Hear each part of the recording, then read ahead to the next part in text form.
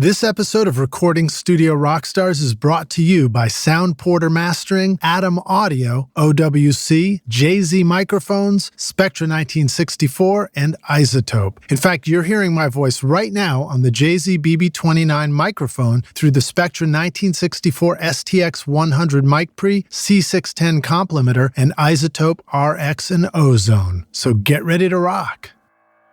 Find your own thing that's yours and you like. You know, the plugins mixed with YouTube how-to videos, you know, that's just like the worst combination ever because it takes all the guesswork out of everything. To see something that someone used on a track and then to buy that thing is a very tricky thing, you know. You need to sort of feel it, you know. You need to have an idea that comes from inside of you.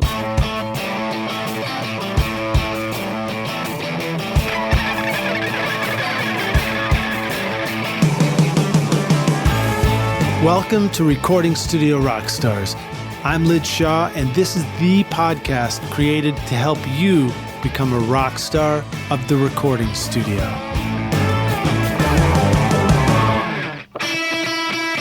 I'm Brian Murphy, and I strive to produce masters that move your song emotionally, but maintain the spirit of your mix and the intention of the artist. My promise is to give your music its best sonic performance, not simply change it. You work hard on your mix, and I always want to respect that. My goal is to help you realize how great your mix can be, and I'll work hard to make sure it succeeds. I don't just master, I help your mix sound the best it can. Contact me for a free mastering demo at soundporter.com. I've got two words for you that will help you make your best record ever and not lose it: storage and backup. You want fast drives for composing and recording and reliable drives for backup so you don't lose all your hard work when something goes wrong. That's why I chose OWC Mercury Extreme Pro 6G internal SSDs for my studio computer and Mercury Elite Pro external drives for archiving. Discover the best OWC drive options for your studio at macsales.com/rockstars. Hey Rockstars, it's your host Lid Shaw, and welcome back to Recording Studio Rockstars, bringing you into the studio to learn from recording professionals so that you can make your best record ever and be a rock star of the studio yourself. My guest today is Husky Hoskulds, a Grammy-winning engineer and mixer who moved to LA in 1991 to study audio engineering at the University of California in Los Angeles. He began his career working with Mitchell Froom and Tchad Blake as the staff engineer at the Sound Factory in the early 1990s, but quickly moved on to independent projects with Michael Penn, the Wallflowers, Sheryl Crow, Tom Waits, and a steady collaboration with Mike Patton on various projects. In 2002, Husky won a Grammy for Best Engineered Album, Non-Classical, alongside Jay Newland for the multiple awarded debut album Come Away With Me by Norah Jones, co-produced with Craig Street. Husky's many credits also include Amy Mann, Latin Playboys, Solomon Burke, Craig Street, and Joe Henry, and many, many others. A big shout out and a thank you to Andrus over at Jay-Z Microphones for making our introduction. Super psyched to have Husky Hoskulds to Recording Studio Rockstars. Please welcome him. Husky, are you ready to rock, man? I sure am. Well, it's great to have you here on the podcast. Super excited to learn more about the records you're doing. I know in the intro, I probably mentioned a lot of early records in your career. What are some of the things that you've been immersed in that you're really excited about and stuff that's going on recently? This Mr. Bungle record that just came out, that was probably the last thing I did, sort of before the lockdown, you know? Yeah, that's the Raging Wrath of the Easter Bunny. Yeah. So that's great stuff. What I hadn't, it was really cool to hear that come up in your discography. I remember discovering those guys back in the late 90s, I guess, and very cool to see that. Yeah, I mean, that was a long time coming. I've worked with Mike for probably 20 years now, and that was the band that initially got me out there looking for him. I really liked that band, and I went and saw that tour, their last tour for their last record, and I just thought I need to find a way to get in touch with this guy. I need to get in there, get my foot in the door, and I feel like I might have something that I could bring to the table. That's super cool. So you essentially you chose an artist that you really liked and wanted to work with, and you just sought them out. Yeah, so the same year essentially was I spent, this was writing letters, and of course no email or anything like that or any social media. So I spent, sort of on the side the better part of the summer trying to get in touch with Mike Patton and trying to get in touch with Tom Waits. Those were the two goals for that summer. Wow. And by the end of the year, I had made albums with both of them. So that includes a track called "Misery Is the River," which "Misery Is the River of the World," which I included in the playlist. Rockstars, if you want to check out some of these amazing records that Husky is recording and mixing, there's a playlist link in the show notes, so make sure to check that out. But that particular song really struck me as incredibly appropriate for this year too, for 2020. Yeah. Any sort of misery, I suppose. Well, it was also a line about, sort of attacking nature with a pitchfork, but it comes rushing back in the door.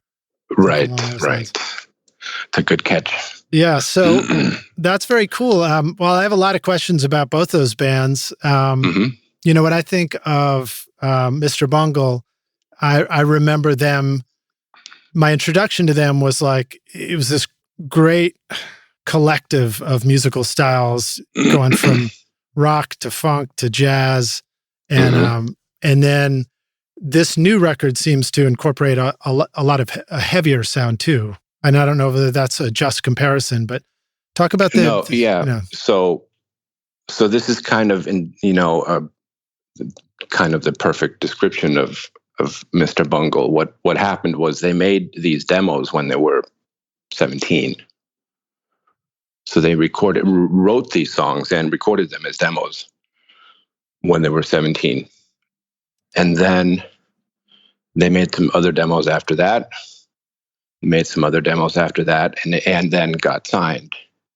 And by the time they got signed, they were sort of done with this genre.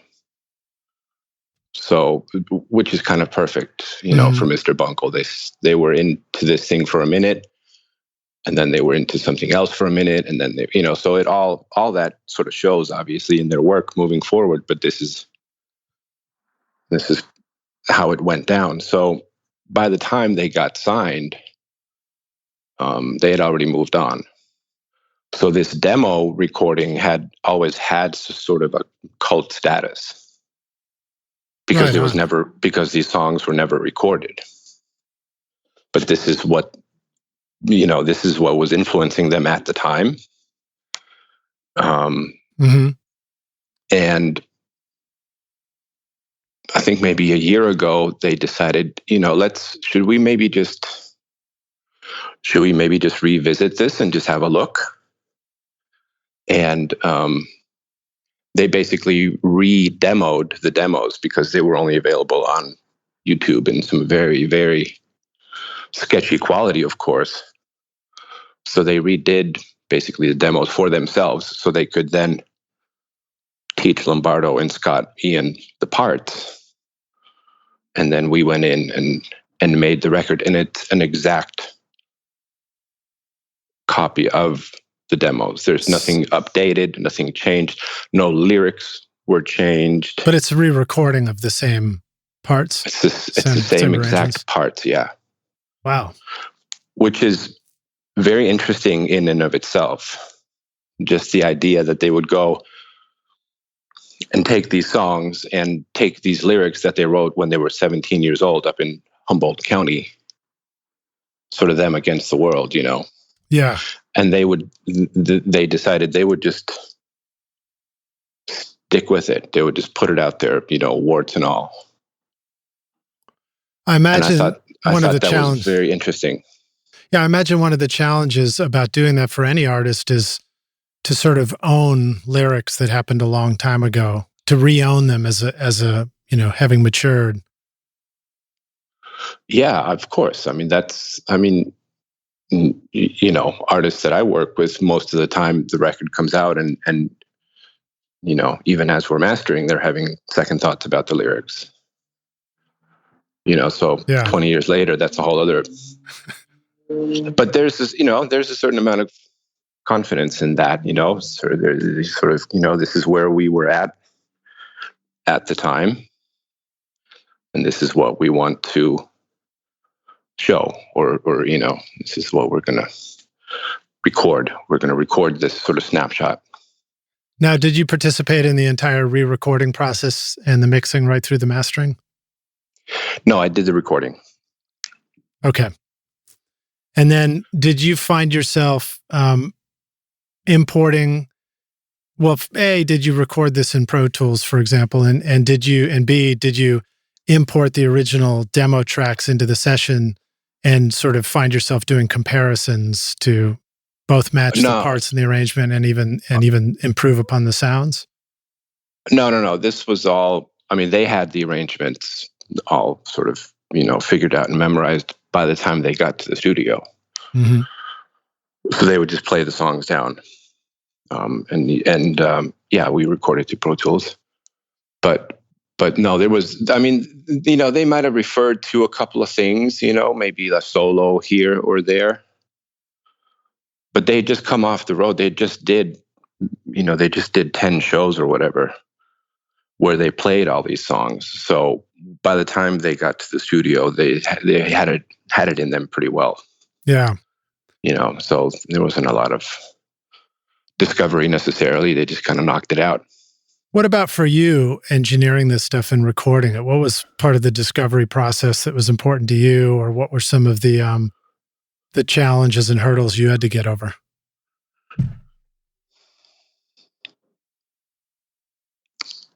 I don't know. This kind of music, it's not something I do all the time. Obviously, if you look at my discography, but you need to be. We decided to take a little more time than maybe people would normally these days. I made sure that I did, try a few different mics on every drum and try a few different mics on the guitars and on the bass, and that's not something you necessarily have the luxury of doing anymore. People don't have the budgets or really ultimately the patience to try anything in the studio anymore. Usually it's, let's see how many songs we can get done in a day. Yeah. And you sort of, for me, that's a very big challenge. That's really the main challenge. With these guys, it wasn't very challenging. Because I've worked with them a lot. I know Mike and Trevor and Lombardo. I've worked with those guys a lot. And we're all fairly well versed in the studio, so it's not a lot of mystery. You put up some mics on the guitar, you record a little bit, you put some other mics on the guitar, you record the same bit again, and you go through a few different options, and you end up with, yes, this is the one that we like for this. This is what we like for that. This is what I like on the toms, the larger toms. This is what smaller toms, and then you go for it. You sort of you take a little time to get it set up. And then, of course, this kind of music, in a weird way, what's unique about it is that the sounds are not unique from song to song. So that's a weird dichotomy. You know what I mean? You sort of get the sound, like these kinds of records, you get the drum sound, and that's kind of the drum sound for the record. Yeah. Which is unusual for me. But that's sort of how it needs, things need to fit together a certain way. And there's not a lot of tweaking aside from, some guitar sounds and overdubs. And then we did a lot with vocal sounds and stuff like that. So there was flexibility, flexibility in, I brought a lot of pedals and things to set up for different sounds for guitars, obviously, but also for vocals. So we had a couple different pedal chains going for each one of those scenarios. But as far as the basic tracks, it was all pretty straightforward. Yeah, that was one of the questions I wanted to ask you is, why do you why do you feel you love guitar pedals so much? I've seen some videos online of you playing around with all sorts of guitar pedals. One of them I appreciated seeing on there was the Comp Torsion, which is one of my favorites over here. Right. And I know that you expressed a real interest in that. And, is there anything you want to say about why pedals and, when we live in a world of plugins, for example? Well, I mean, mainly because they were a part of the setup before there were any plugins. And that just sort of carried on through. And for the way I do it, the pedals are always a part of the process going into the computer or going to tape. They're a part of the process of getting a sound. Mm-hmm. And then once I'm in the computer, once I'm mixing, then I'm in plugins. But pedals, I mean, it's kind of an obvious choice because they're cheap. Or at least they used to be. They're a little bit not cheap anymore, but they're cheap and they're all different. And, it's easy to gang them up and come up with strange combinations very quickly. And then, you commit that to tape. So when I'm recording at my studio, I have everything that goes to the computer. Every mic that goes to the computer is also split to a separate console. So every mic that goes to the computer is also split to a separate console where I can then feed that to any one of 4 pedal chains. So for example, if I'm recording a vocal and I feel like, well, maybe this should have some crazy distortion on it or something, all I have to do is push up a fader on the effects mixer, send that to send 3, and then arm track 26 or whatever it is for that pedal chain. Oh, I don't have to go out. I don't have to go into the vocal booth and bother the singer, plug in a pedal into, plug his mic into a pedal, find an adapter, look for a battery, and then bring that into a track. You know what I mean? Oh, yeah. So everything is split before it gets to the computer. So I can audition any combination of sounds as we're going, and I don't have to stop the session for it. Where is the place that you split things? Does a vocal chain go into the console and then it's the sends that gives you the split, or is there some other clever way of doing that? There's different. It depends on where it's coming from. A lot of the external mic pre's that I have, they'll have 2 outputs. So I just take, a lot of times they'll have a balanced output and then they'll have an unbalanced output, and then I'll just take that. Oh, that's clever. I know that my and the same with the other mics that go into the console, then I just peel those off with either insert send or even a bus or a post fade patch. You know what I mean? Yeah. So you were reminding me that one of my headphone, or one of my mic pre's rather, does have a split output, and I don't think I use it enough. So good reminder. Yeah, it's just part of the, part of my philosophy, at least at my studio, is to have things accessible and not have to. That's kind of the game, not have to stop the session to try something, because then people get nervous and they start looking at the clock. Mm-hmm. And I don't like having to try to explain something to people and tell them how great it's going to be. I just do it and they come in and they hear it, and then they can say that they like it or they don't. Is it okay? As opposed to having some sort of long-winded conversation about, should we try this? Yeah. You know what I mean? Yeah. And which is 90% of what people do in the studio. They talk about how they don't want to try stuff, and then they end up, confused because they spent so much time in the studio and they didn't get anything done. Yeah. But it's okay if we get long-winded and talk about it on the podcast. Of course. Tell us more about your studio. What do you use for a console that you like? Do you have a name for the studio? How would you describe what your surroundings are? So the studio it's called Groundlift Research and Development. And I try to set it up so that it's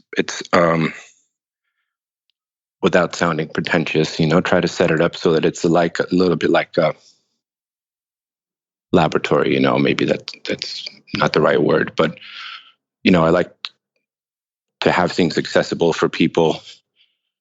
It's wired up very efficiently, so the tracking room and the 3 ISO booths, they all have multiple network cables, they all have multiple HDMI hookups, so you can kind of access anything you want. I have a separate computer for samples, sounds, and things like that.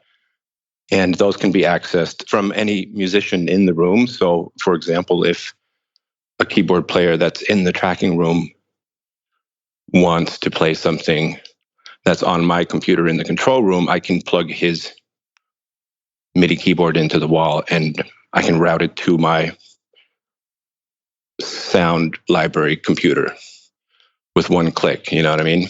So that's cool. So they can send you MIDI from the tracking room.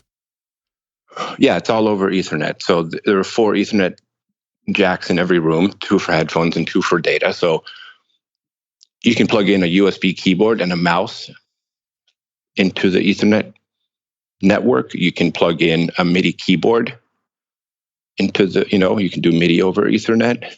Mm-hmm. You can plug in a monitor. You can see, I have a 8-way switcher, so I can switch any monitor that I have in the control room. I can switch out to any monitor in the tracking room or in the ISO booth. So, for example, if I want to pull up some sort of a drum sample for the drummer, so that the drummer can hit that on a pad, I can press a button on the routing matrix, and he has the monitor for that interface next to him on his monitor. He has the screen for that, on his monitor. Right, and he can have mouse and keyboard, and he can just start doing edits right from there.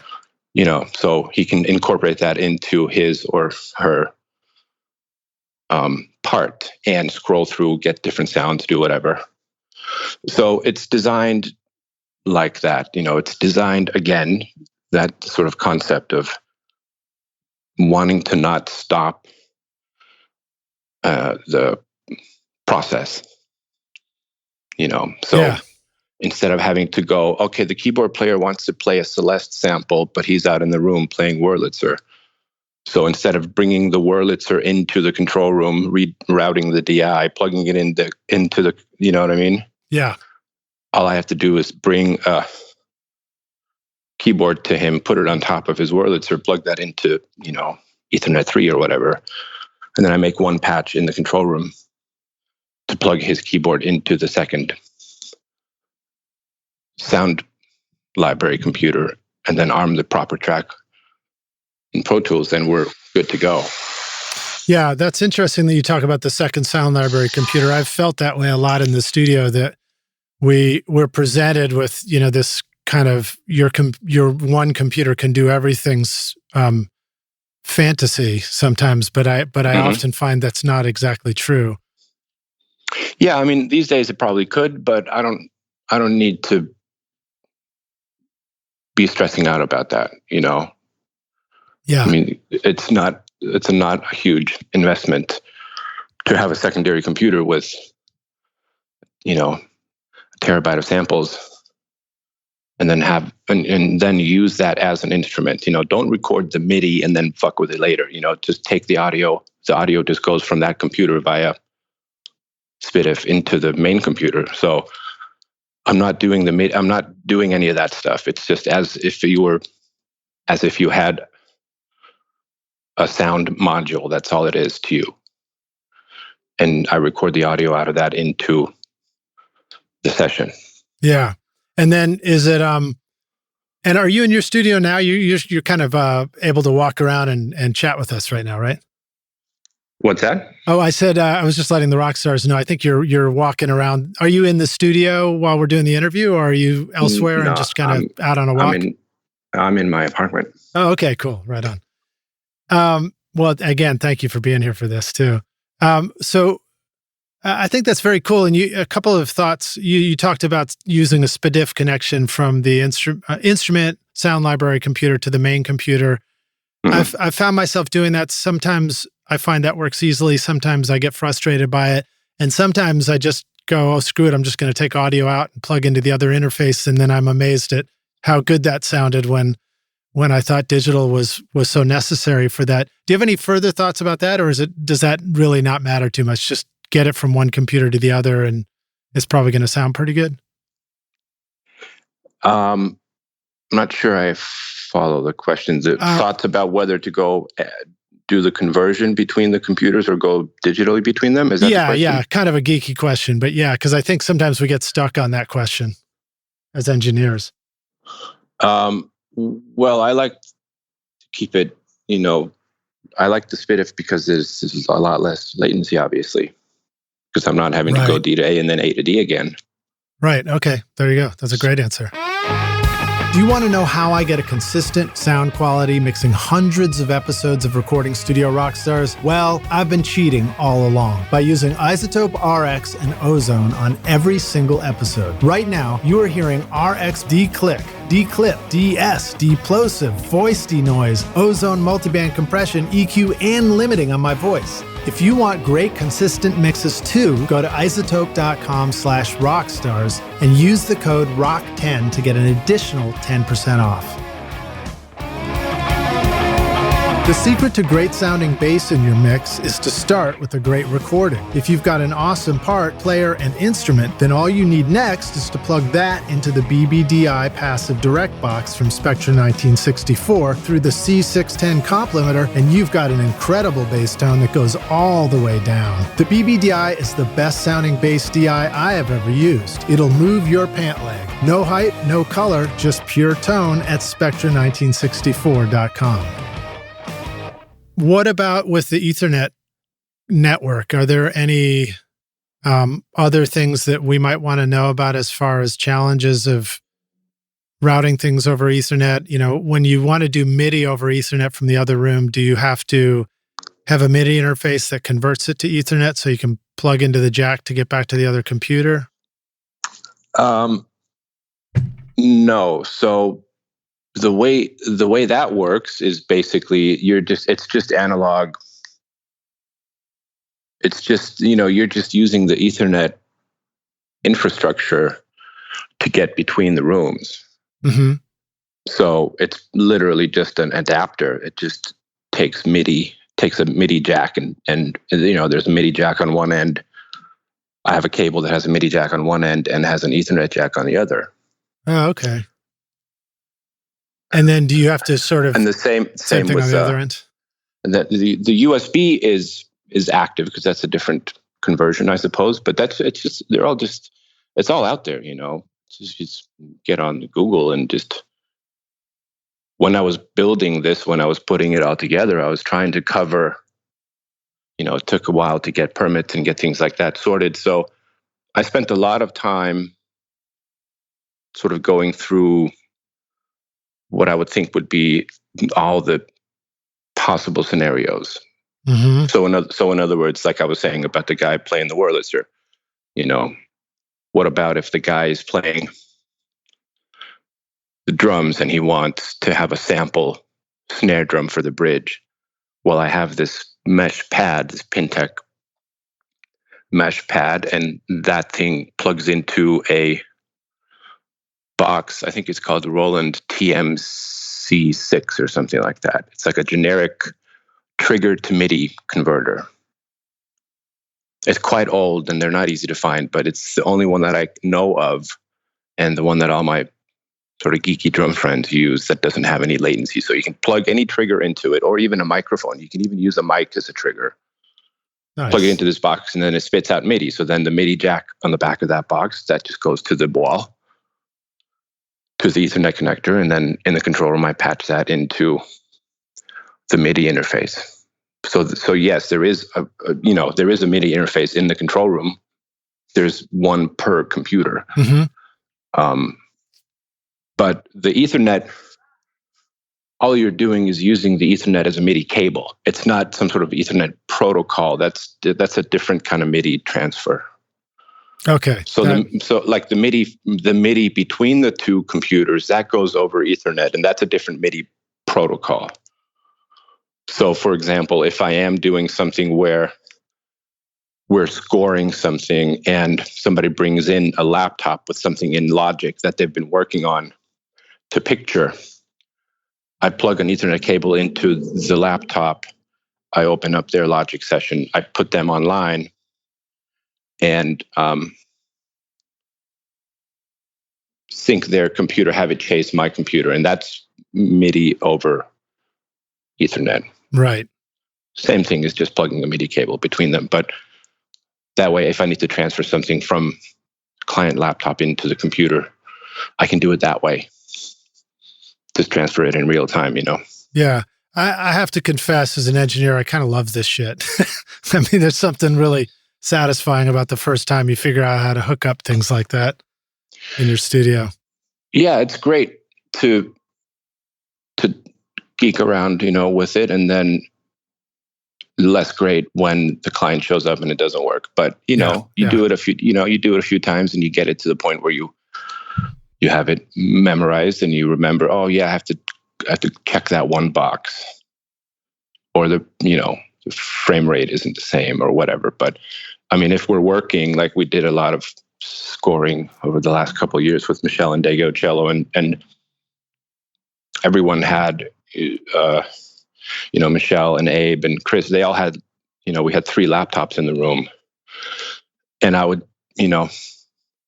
play the sequence, play the scene on the monitors, and they would just sort of put headphones on and they would jam along, and then they would find something that they liked, and I would plug them in, put them online, and transfer it in. Oh, that's cool. I included a link to Devil's Halo in the playlist, and that just sounds fantastic. Oh, sweet! Thank you. Do you want to talk a little bit about working with Michelle and making that record? Yeah, I mean, that was a while ago. We did that. When did we do that? The studio on Fairfax, friend of a friend, I suppose. I think we actually did that. To tape, oddly enough. Oh, wow. And then transferred it to the computer. It's great sounds. I mean, the drums are very, they have that sort of tight, small room drum space sound to them that just sounds awesome. Sounds awesome. And I noticed there were a lot of records. I felt like there was a contrast in some of the records you've done where you've got these small space drum sounds versus sort of bigger rock band stuff like Wallflowers and Sheryl Crow and productions like that. And it was just really fascinating to hear those contrasts. Devil's Halo plays back in the playlist, and it sounds really big, probably because there's so few elements, and there's that ability to really highlight individual elements that way. Right.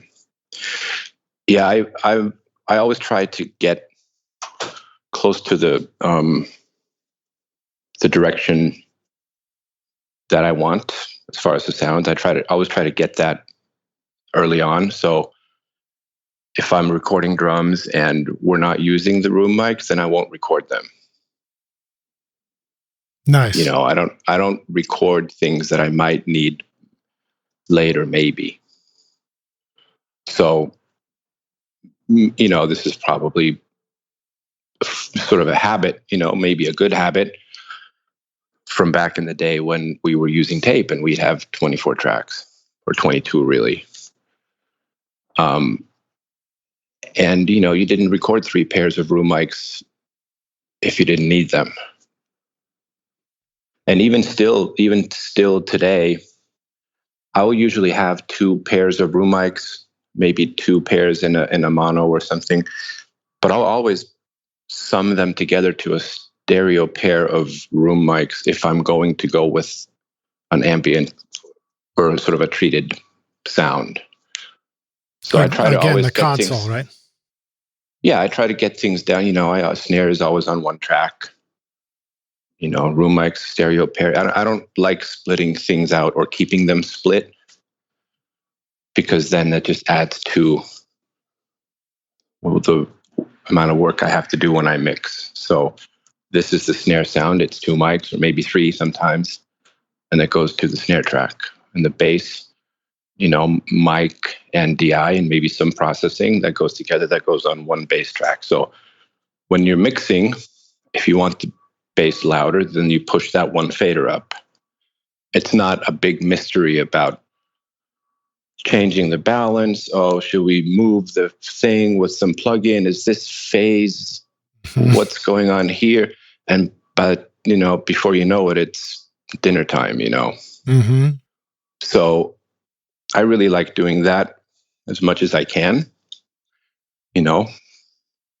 Even with the Bungle record, we had 2 or 3 mics on the cabinets, and it all went down to 1 track each for the guitars and bass. Okay, yeah, I was going to ask you earlier whether, when you were talking about auditioning mics for guitars, whether you ever found that more than 1 mic was a good solution, or if you liked ending up with a single mic for each guitar sound. For 99% of what I do, I would say it's 1 mic.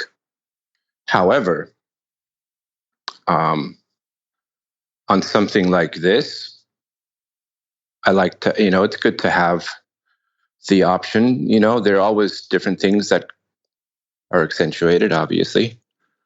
And so in that kind of music, I'd put a couple of mics and blend them together to 1 track. Mm-hmm. One thing I do like to do, if I'm doing guitars that are maybe a little bit on the cleaner side, maybe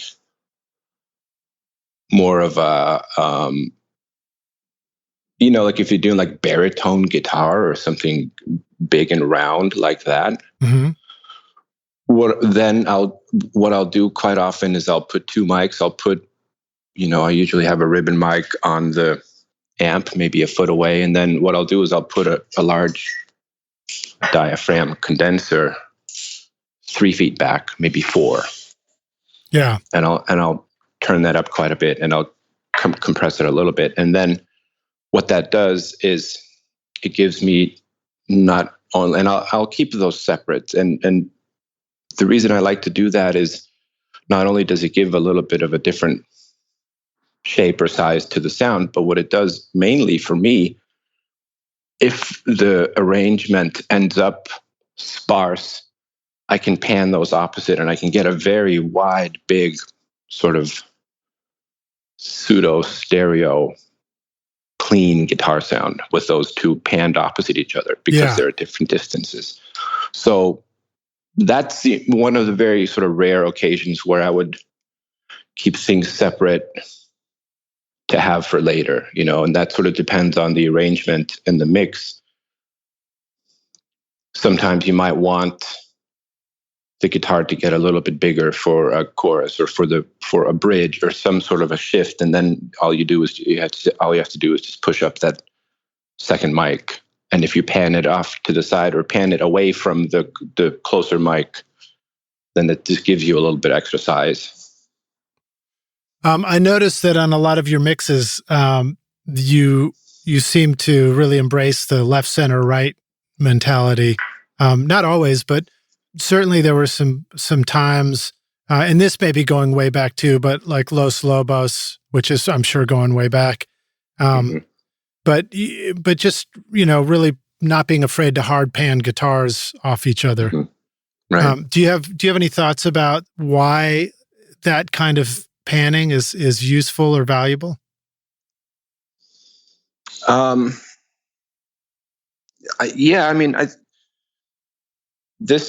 The panning thing to me is one of the most sort of dramatic parts of mixing. It's really, I think it's really, I don't want to say amazing because that sounds a little dramatic, but it's interesting to see what you can do just using the pan button, the pan knob. You know what I mean? Mm-hmm. So For example, I do a little bit of teaching here and there. And when I'm teaching mixing, I try to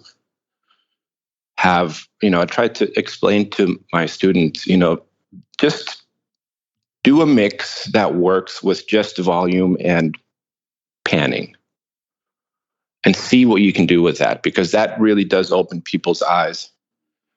What goes on the right side? When does that come in? What goes on the opposite side? And when does that come in? And then when you start to add things on top of those two, what frequency range are those in? And how do they fit together? And if it doesn't fit, then maybe you have to change your panning because the frequencies are overlapping and you're barking up the wrong tree. You know what I mean? Mm-hmm. And if you don't do that, you just reach for the EQ or some plugin. I mean, they even have plugins now, that are supposed to make room for you, like duck things, and people just get so far up their own ass with all these plugins, all this technology. It's like, if you need a plugin to make room for you in your mix, then you just aren't a very good mixer. There's not a solution. The plugins are not solutions for everything. Mm-hmm. So the panning thing for me, I mean, that really came from working with Tchad and Mitchell. They really, I mean, even Mitchell would talk about this, and he'll say the same thing if you ask him. It's a very dramatic thing. You can make things dramatic and exciting. It's like if you think of it as a rock show, you know what I mean? Yeah. Some big rock show. You're watching, Led Zeppelin or Def Leppard or whatever, big thing. It's like guitar player comes out on the stage. He starts the song, or AC/DC or whatever, starts the song. He's on stage right. The spotlight's on him. And then like the other guy comes in halfway through the first verse. The other guy comes in and he's on the far left. And it's like, yeah, there's just something that happens when you do that. Is that why I hate those tribute shows where every guitar hero is on the stage all at the same time? You don't know what the fuck to look at? Probably, or maybe because they're all playing the same thing. Yeah, I think so. But I mean, really, that's a really important thing. How do you want to present it? Do you want to put things on top of each other and you want to have them? You want to create one sound with these two or three instruments, or do you want it to be dramatic? And do you want to use to your advantage the little differences in timing between the two players or the two different parts? You know what I mean? Yeah. Like, do you want to have the guitar double? Do you want to have them hard right and hard left? And do you want people to hear that shift and feel and a little micro shift and feel and timing and make things wide? Or do you want it to sound like things are sort of tight and concise? And if you do, then you hand them closer together or maybe on top of each other. Do you feel like you always can shift, you can do a lot with that. Same with, it's always the thing about the big chorus, like you can trick people a little bit with panning. You can set up your panning scheme, if you will. Mm-hmm. You can set up your panning scheme, your verse. Here's your verse. Here's your bass and drums in the middle. Here's acoustic guitar on the left, and there's maybe piano on the right or whatever. And you can pan them, whatever number you want to use, 80% hard, right? Mm-hmm. You don't pan them all the way. You just pan them sort of 80% left and right. And then the listener believes that that's the sort of subconsciously, the listener understands, okay, this is the spectrum, this is the picture. But you're leaving yourself that 20%. So when the two guitars come in for the chorus, all you have to do is just put them hard left and right. And then all of a sudden you got all this free space and people are amazed and you sell tons of records and you get famous. Nice. But you can set it up that way. So it's like you don't use up all your space. You know what I mean? Yeah. You can also do that with low end or with frequency. You can have things set a certain way, and you leave yourself a little room at the bottom. So when the chorus kicks in, there's an instrument that occupies that low, and you're again, you're kind of amazed because, oh wow, there's more. It's like being able to go to 11, but tell people that you're going to go there. Right. And this is a way to do it without adding 30 guitar tracks. Yeah, I like that trick. I love it when people get clever in an arrangement too, and sometimes you don't even introduce the bass till the second verse, for example, or something like that. Right, which happens never anymore. But yes, that was a great thing when people actually arranged their songs, and you could just mix it by putting the faders up. Mm. That doesn't happen nearly as much because everyone wants to have the option to do everything else later. Just, till the end of time. Just play through it and then we'll figure it out. So right. They'll play it from, there's a classic example is you get somebody in to do an overdub, and they start playing even before the downbeat, like, oh, I'm going to just do a little pickup here. And then they just play through the whole entire fucking song. And you're just like, as soon as you hear that pickup note, you're like, oh Christ, it's going to be one of those. He's going to play all over fucking everything. He's going to only listen to himself in the click. And then we have to fucking sort it out later. Well, they probably even suggest, he'll say, I just gave you extra so you can kind of pick and choose what you want. Right. Because I can't be bothered to come up with a part.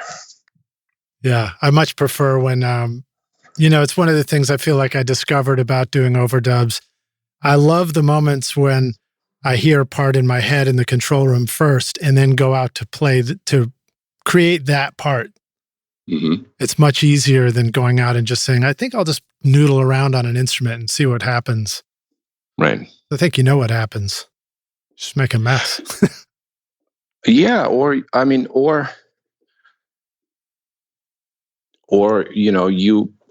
have no problem with people experimenting and trying things. And my problem is leaving before it's done. It's not don't leave it, don't leave it on me mm-hmm. to sort through your mess. Why don't you sit with us and we'll sculpt the part a little bit and we'll see what works for the song and then you're done. You know what I mean? Mm-hmm.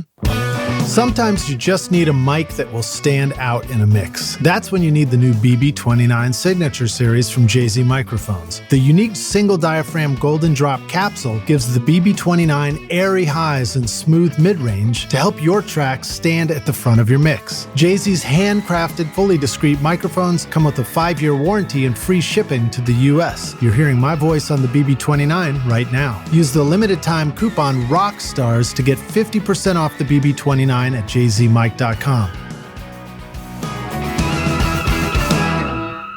Do you have a typical schedule you prefer to work in the studio, or do you like to be sort of open-ended about working in the studio? For mixing, you mean, or in general? In general. I mean, mixing, I feel, is a little easier to control than a recording session. Yeah, I mean, mixing, it's just all over the place. It's just whenever I feel like it, I feel like it. Yeah. Which is one of the main reasons I started, I built a studio 15 years ago was, back then that was only for mixing because I didn't have the real estate to have a tracking room. But I built a mix room because I was not necessarily so that I could start later in the day, but mainly because, record companies were pushing for less time, Mm-hmm. So that was the reason I had that studio or put that studio together was so that I could do, I'll take, like I did a record with Solomon Burke and we mixed that record. I mixed that in 2 days. That's 2 hours per song. And that was all the time we had. 2 studio days. So I just put the timer on and it was 2 hours per song and then printed and I go to the next one. So then the next record we did for the same label, which was Bettye Lavette, the label said, well, that was great. let's just do that again. So you work your ass off and you aren't rewarded for it. You're just put in the same position Right. again. It's like if I would have failed miserably, they would have probably coughed up some money and we would have had a couple more days to mix. But I knocked it out of the park and they're like, great. So let's do that thing again where this engineer doesn't sleep for a couple of days and we'll just do that again. That'll be great. So I built my own studio. So I said, let me just pay me for the 2 days and I'll take 4 days to mix it so that I can try some stuff, so I can come up with sound, so I can change, just have a little bit of freedom as far as the timing. Yeah. So that's really the main thing is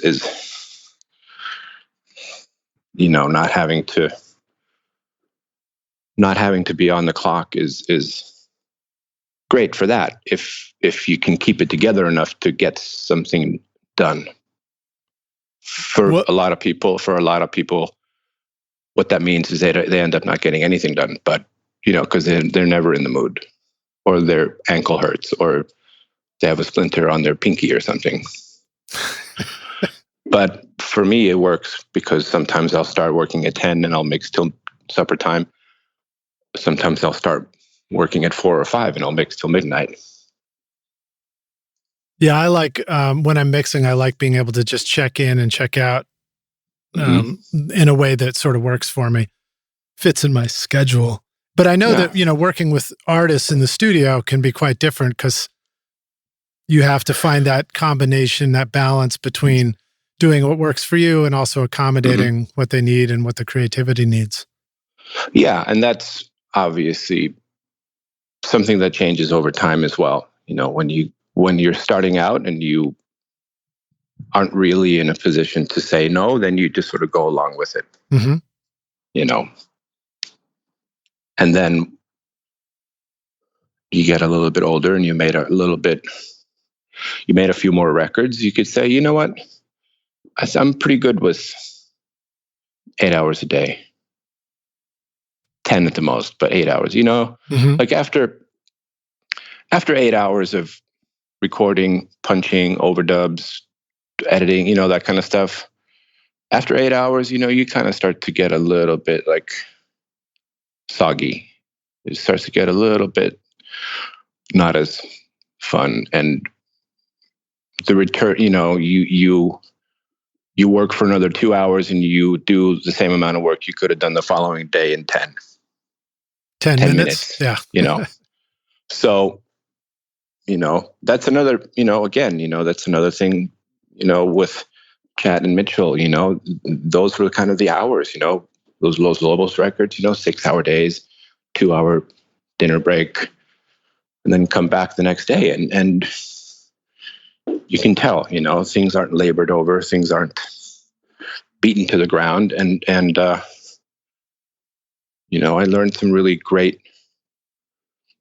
valuable lessons about making records from those guys. And almost none of them had anything to do with the equipment itself. You know what I mean? Mm-hmm. Did you also participate in Colossal Head? I know that was one of the Los Lobos records those guys did. And I was around for the, let me see, tail end of mixing maybe. And then Latin Playboys record we did after that. Right on. I think. And then Tchad started to, he always did a lot of mixing also. So a lot of times it was just he and I.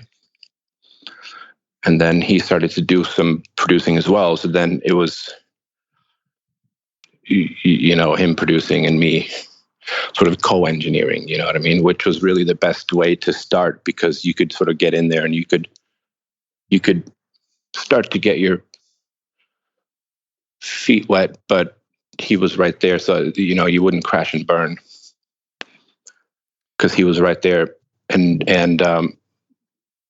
it was a very gradual sort of natural progression where it just got to the point where we would find ourselves reaching for the same knob or the same EQ or something. So he would sort of eventually just sort of, let you reach for it. Leave more of those decisions to me as it progressed, Yeah. What about if it came to the Sans Amp, for example? I know that that was you guys were famous for sort of introducing the rest of us to the power of the Sans Amp back in the day. Yeah, I mean, that was Tchad's thing. And I'm probably the only one, maybe this is a good example of what I learned from those guys. I'm probably the only one that was ever around those guys that doesn't own a Sans Amp and never had. Nice. There was something in the way it was presented, and there was something in the sort of, what do you call it? There was something in the sort of feel of it all that it was sort of like, it doesn't work that way, it doesn't work. It was sort of subconsciously somehow, I could tell that it wouldn't work if I just got all the same stuff. I had to figure it out my own version of that. You know what I mean? Mm-hmm. Obviously there were things that we shared, and by the end of it, he and I had all our racks together. It was all co-mingled anyway, but there was just some sort of a sense that I got. There was sort of like, this Sans Amp it's like a thing that he's using for something it's not supposed to be used for. That was really the gist of it. It wasn't, although it's a great box, it wasn't about the box. It was about the fact that it was there in the first place.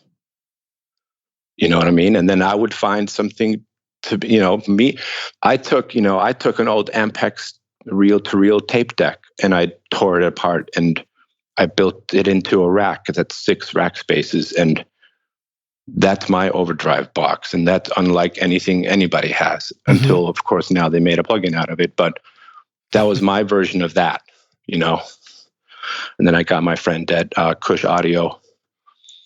I got him to make a plugin, so I sent it over to him, and he had it for a month, and he modeled it, and we went through 8 different versions, and then we got it to where it's,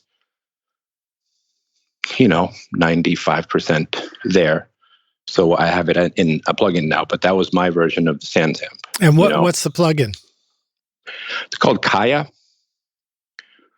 It's a sort of a side company. He has that company, Kush Audio, right, which makes the UBK and all those other things. Mm-hmm. And then he has a company called Sli-Fi, I think it's called. I think it's SLY, FI or FY, whatever. I think it's all under the Kush Audio umbrella now, but it was a separate thing at the time. And it's called Kaya, Kaya. Very cool. And it's modeled after this Ampex tape deck that I took. So I took the tape deck. It had mic pre's and it had line inputs. And I was messing around with it, trying to get, put it on a send. And I was trying to get some overdrive out of the tubes. And the line input was like, And the mic input was sort of like, okay, but not great. And then I thought, well, what's the quiet, like, what's the, where's the highest gains? Where's the most sensitive part of this? That's got to be the tape head, right? That's where all the gain is happening. Mm-hmm. So I cut the tape heads off and I pulled the wires out and I put an XLR connector on it. And I put that on the console, and that was extraordinary. So you're sending line level into a tape head feed straight to the tape head preamp electronics? Yeah, so that goes through all the different tube electronics and the output transformer and a huge amount of EQ, because this is meant to play back a 1/4-inch tape. So there's an incredible amount of low end boost, I'm sure. Post emphasis. So you put that on a send, and you turn the send up maybe to like, I don't know, maybe 1/3 out of 1, or 1/3 out of 10, or maybe half. It's like you really just barely open it up. And it's the most just outrageous, woolly, round, fat distortion. So it has 2 channels, obviously, and I use that on my bass DI, and I used that on my kick drum for years and years and years. If you listen to the first record on Scar, on Joe Henry's record, the bass drum on that record, that's through that box. That's super cool. What about the John Legend Save Room mix? There was something really special going on with the kick on that mix. I didn't mix that. I can't remember who mixed that. We only did a few songs, a handful of songs, maybe half of the record or something with Craig Street. But anyway, so that was that's the sort of, long story short, that's sort of what I got from that period with Tchad and Mitchell. It was kind of like, find your own. It wasn't like it was ever talked about, but it was that was sort of the thing, find your own thing, find your own thing that's yours and you like. That's why the thing about the plugins is, the plugins mixed with YouTube how-to videos, that's just like the worst combination ever because it takes all the guesswork out of everything. To have some sort of a plugin to see something that someone used on a track and then to buy that thing is a very tricky thing, Mm-hmm. Because you need to know, you need to sort of feel it, you need to have an idea that comes from inside of you. You want to treat something in a particular way because you think that's going to do something to the song. As opposed to, I have a plugin that does this, and this other guy used it, and I'm going to use it, and then, it's not doing it somehow. I don't know what's wrong. It's broken. What else can I buy? Yeah.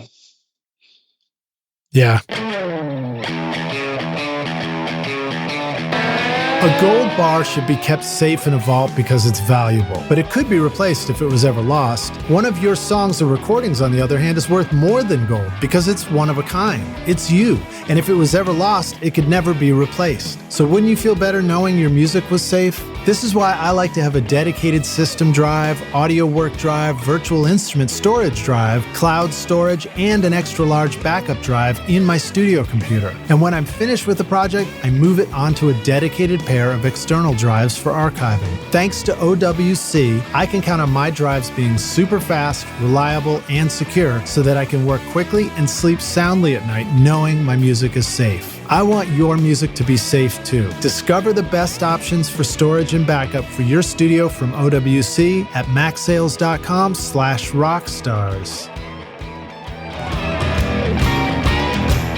Have you ever wished you could remove the click-track bleed from a singer's vocal mic, the sound of shuffling feet from a full choir, or clicking noises from the valves of an otherwise brilliant trumpet solo? These are just some of the incredible things I've been able to clean up, edit, or remove from a recording using the magic of iZotope RX. Great for mixing with a collection of plugins for your DAW to manage plosives, clicks, S's, noise, buzz, reverb, breaths, and even guitar fret squeaks with the set it and forget it simplicity that lets you focus on your creativity in the studio while you let iZotope handle the audio challenges. If you've ever wanted to truly feel like a magician in the studio, then iZotope RX is your magic wand. Go to iZotope.com/rockstars in the show notes and use the code ROCK10 to get an additional 10% off your first purchase.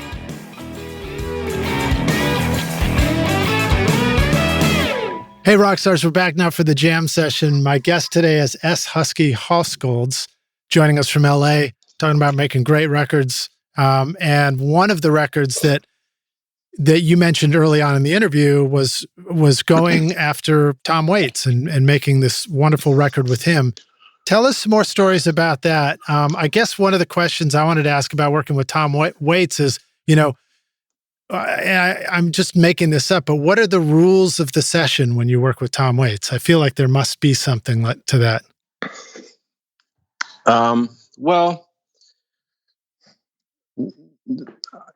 yeah, I mean, everybody's got something, but I mean, for him, the main thing was, we just worked sane hours. We worked from 10 to 5 or something like that. You know, he had kids. They wanted to be home by dinner. You know, so that was really... But you worked sane hours, not insane hours. Correct. So that was nice. I will say that it was surprising, or maybe not surprising, but it was interesting to see that he is that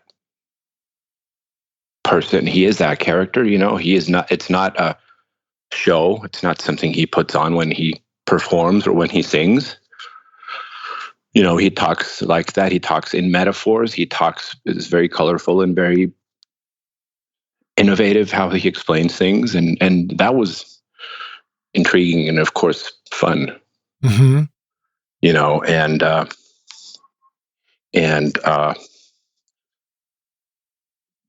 you know, probably the most fun we had was just having lunch and just hearing him talk and tell stories and shooting the shit with him, you know. And we got on, you know, you know, he has a great sense of humor. And so that was just as fun as anything else. Just when we had a break, we would have lunch and we would just chat, you know. But it was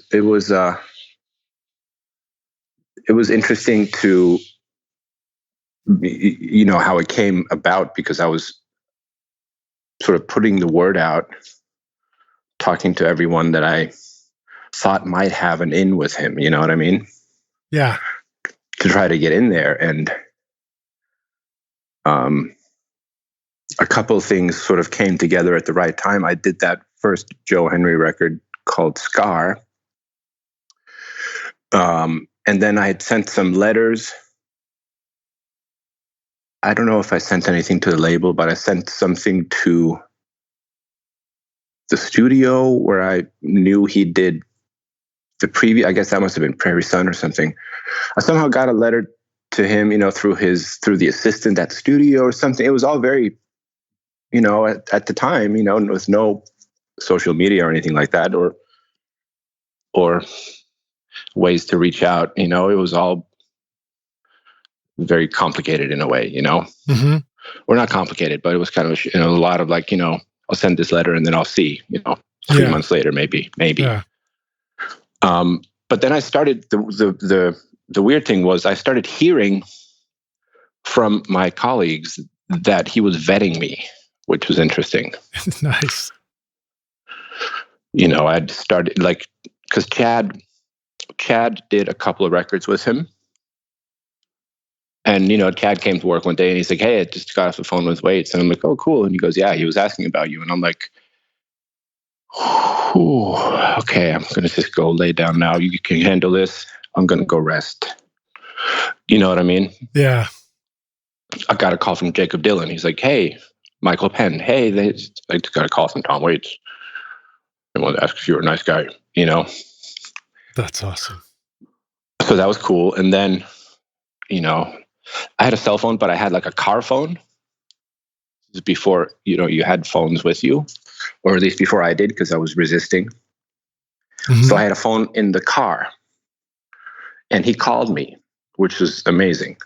I was just driving in Hollywood on a Saturday, and he called me, and I had this old SUV that had no AC, and it was like 100 and something degrees outside. And of course, this phone, you know, was like whatever phone it was version 1, obviously. It was just ancient. Yeah, it's enormous, you know, probably. It was so hard to hear him. And I was so stressed about that. I had such a hard time understanding him because of just his voice is obviously very gruff, but then also this shitty cell phone, and I was stuck in traffic. So I pulled over, and I rolled up all the windows, and I turned off the fan. There was no AC. I turned off the fan, and I sat there trying to keep it quiet, you know. And I was like completely drenched. It was so hot in the car by the time I was done talking with him. It was hilarious. I was just soaked. And it was an amazing sort of first encounter, you know. And then I just sat in the car for a little bit, just like sweat dripping. Right. Because I was sitting in the sun and I was trying to keep it quiet enough in the car, you know. then I went to Seattle. I was in Seattle working on a record, and he called for a meeting. So I flew down to meet him and Kathleen, and we talked and we had lunch and we got on. And then a few weeks later, I was up there mixing. That's wild. So the first opportunity you had with Tom was mixing. Did you also do recording with him? No, just mixing. I mixed that Blood Money record. He had done Blood Money and he did Alice. He did them both at the same time. Mm-hmm. And they are different records, and he wanted them to sound different. He wanted two different people to mix them. So that's why he brought me in to mix Blood Money. That's clever. That's forward thinking to try and have a vision for the record that way. Mm-hmm. When I listen to Blood Money, one of the first things, Misery is the River of the World, it starts out with that classic, it's almost like marching percussion or something. It's just feet on boards or something. What's your take on some of those sounds that go into that and some of the ways that you guys were able to get those sounds? Well, I mean, obviously I didn't record them, but yeah, that's one of the great things about Tom is he's very interested in using things that are not quote instruments. You know what I mean? Mm-hmm. Stomping or hitting a piece of metal or banging on things or something that makes a cool sound. He's all about that. And at that time I had a lot of stuff going when I was mixing back at that time. We didn't really have plugins or computers per se. I had a computer with me, and I was doing some processing in the computer. I had a little box called the Nord Micro Modular, which is a little kind of pocket-sized virtual synth. It's like a box with a computer interface. Oh, cool. It was like a very, very early version almost of Reactor. You could build your own synths with patch cables and stuff. This is right when Nord started. Awesome. So they had the Nord Modular, they had the big keyboard one, they had the big rack mount one, and then they had this little thing that was like the size of, whatever, a shoe, a sandal. And it had audio ins and outs. So I would use that. That was one of the things I would bring when I was mixing. I would use that. I had a few different sort of modules built, stuff that I couldn't get anywhere else, some crazy distortion or some weird filtering with a sweep on it, So I brought that, and then I just brought all my stuff. I had 2 different PAs. I had a bunch of gramophone horns. I had some broken mics, some spring reverbs. I had this big kind of setup for mixing where I would use all the rooms in the studio. I would always have the 2 PAs going, not kind of like, what you do with plugins today. You know what I mean? Yeah. Yeah. So send 1 would go to the big PA in the big room, send 2 would go to the small PA in the small room. And then on both of those PAs, I would have them coming back through mixers, and I would have close mics on the PA speakers. And then I would also have mics in the rooms. So if I want to send a vocal into the room, I can do that. And then I can pick whether I wanted to use the closed mic and just get the sound of the speaker, or whether I wanted to use the sound of the room, or both, or That's add cool. some, So I had this fairly elaborate setup for mixing, things going out into the room, that kind of stuff. And then the gramophone horns out there with the mic at the end of those. And he was fascinated with all this. How do you do a gramophone horn? I have a couple of gramophone horns that I just put the mic in the end of it. But I mean, is a gramophone, is that like a cylinder player, or am I misunderstanding what the gramophone is? Yeah, like a horn on a gramophone, like his master's voice, the big horn. Yeah. And would you just So if put a you little take that- speaker so in you- one end? No, you put a microphone in the skinny end, and then you use it as a mic. Oh, I see. Okay, all right. And it just sounds like automatic Edith Piaf, you know? That's great. That's what I used. I used that to record so much. Background vocals, strings. Sounds unbelievable on strings. It sounds like an old Indian soundtrack or something. Like wow, shit. Indian film music. So I still have these, and I have them, you know, just in the room sometimes. Like a lot of that filtered drum stuff, you know, on those Joe Henry records, a lot of the cymbal-y kind of weird, dark, that's that horn, you know. Ornette Coleman, I used that on his saxophone. Used it on a lot of string stuff, background vocals. If you want to get three people on a mic to sound like the Andrews sisters, you just have them sing into the horn. That's great. Is there a mic? You got any recommendations for what mic to stick in the end of a horn? Just a 57, doesn't matter. Okay. Just tape it to the skinny end of it. And then I would have those mics. I mean, I'd have those horns in the room as well, you know, on the PA. So for the return of these, you know, PA room setups, I'd have one fader was the close mic, one fader was the horn, which was semi-close, and then one fader was the room mics. So I could very easily go beyond just plate reverb and delay, which is back then, you know, what you had to choose from mostly in most studios. And it's very distinct and it's very specific and particular, and it just sounds like somebody's playing a trumpet in a room because it's a trumpet in a room. It doesn't sound like trumpet with reverb on it. And he was fascinated with this, and he would come in and he would try to guess, you know, because one of the horns I have, one of them is red and one of them is black, and they're slightly different sounding. So a lot of times I would just run stuff through the PA and then come back through the horn, which is close miking the PA speaker, just to use it as a sort of a mechanical filter, right? And so he would come in and I would play the mix for him, and he would try to guess, you know, so the trumpet, so the trumpet's going through the red horn, isn't it? And I would say, yeah, it is. Yeah, I could hear that. You know, he would try to guess which one was going where, you know what I mean? Yeah. And then he went out the weekend, he went out and got one, and then ended up in the photos on the album. Oh, that's great.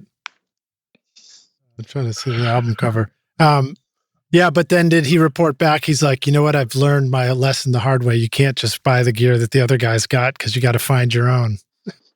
Yeah, exactly. He said he was sorry. No, he understood. You know, I just knew this would fit perfectly. But that's why I reached out in the first place. You know, that's why I reached out to him. Said, you know, this would be great. We could totally see eye to eye on a lot of things. Yeah. Bill Cheney, the founder of Spectra 1964, kept getting the same question from customers. What DI should they use with the 610 series comp limiters? After trying to recommend various DIs while making excuses for the way they all sounded, he realized that the solution was to create the perfect direct input box himself. Thus, the BBDI passive direct box from Spectra 1964 was born. By using Spectra design concepts and standards, the BBDI provides a low distortion and flat response design that is unequaled by any standard or measure. The absence of harmonic distortion and articulation of signal detail is readily apparent. This is all done with a passive transformer type design that will provide years of trouble-free operation. Simply put, the BBDI is the best sounding bass DI I've ever used. It'll move your pant leg. No hype, no color, just pure tone at Spectra1964.com. If your goal was to climb Mount Everest, you would hire a Sherpa to guide you to the summit. If you wanted to sail around the world, you would hire a seasoned sea captain for a safe voyage. And if you wanted to try skydiving, you wouldn't just jump out of an airplane without being strapped to an expert, right? So why would you send off your mix for mastering without knowing that it was ready first? Wouldn't it be great to have a professional mastering engineer with a trained ear to guide you through the final stages of mixing? Brian Murphy is your trusted guide at soundporter.com. Sound, home of the iterative mastering process, where you get to interact with a professional mastering engineer who listens to what you want and will give you mix feedback to help you get your mix ready for mastering. Contact Brian now for a free mix review and mastering demo so that you can hear it before you buy it at soundporter.com.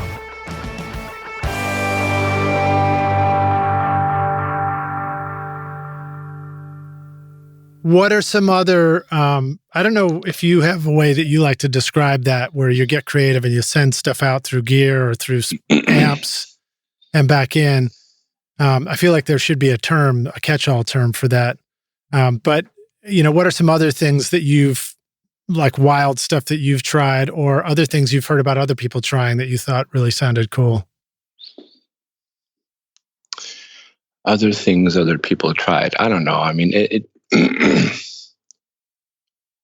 I just like when I see people try, like we talked about earlier, I like it when they try to do something that's a little bit unique. That's something you can tell it's something that comes from them. Yeah. Or they're using something that everybody's using, but they're using it in a unique way. That to me is intriguing, Like everybody has Melodyne, but nobody uses it for anything except fixing vocals, which is just retarded. It's just absolutely retarded. You can do so much with it. Yeah.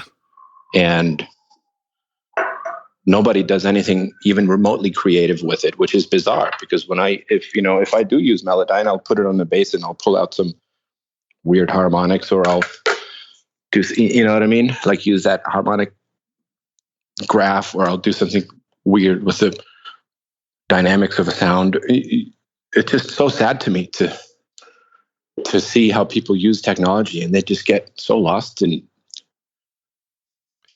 We need to remember to misuse it, right?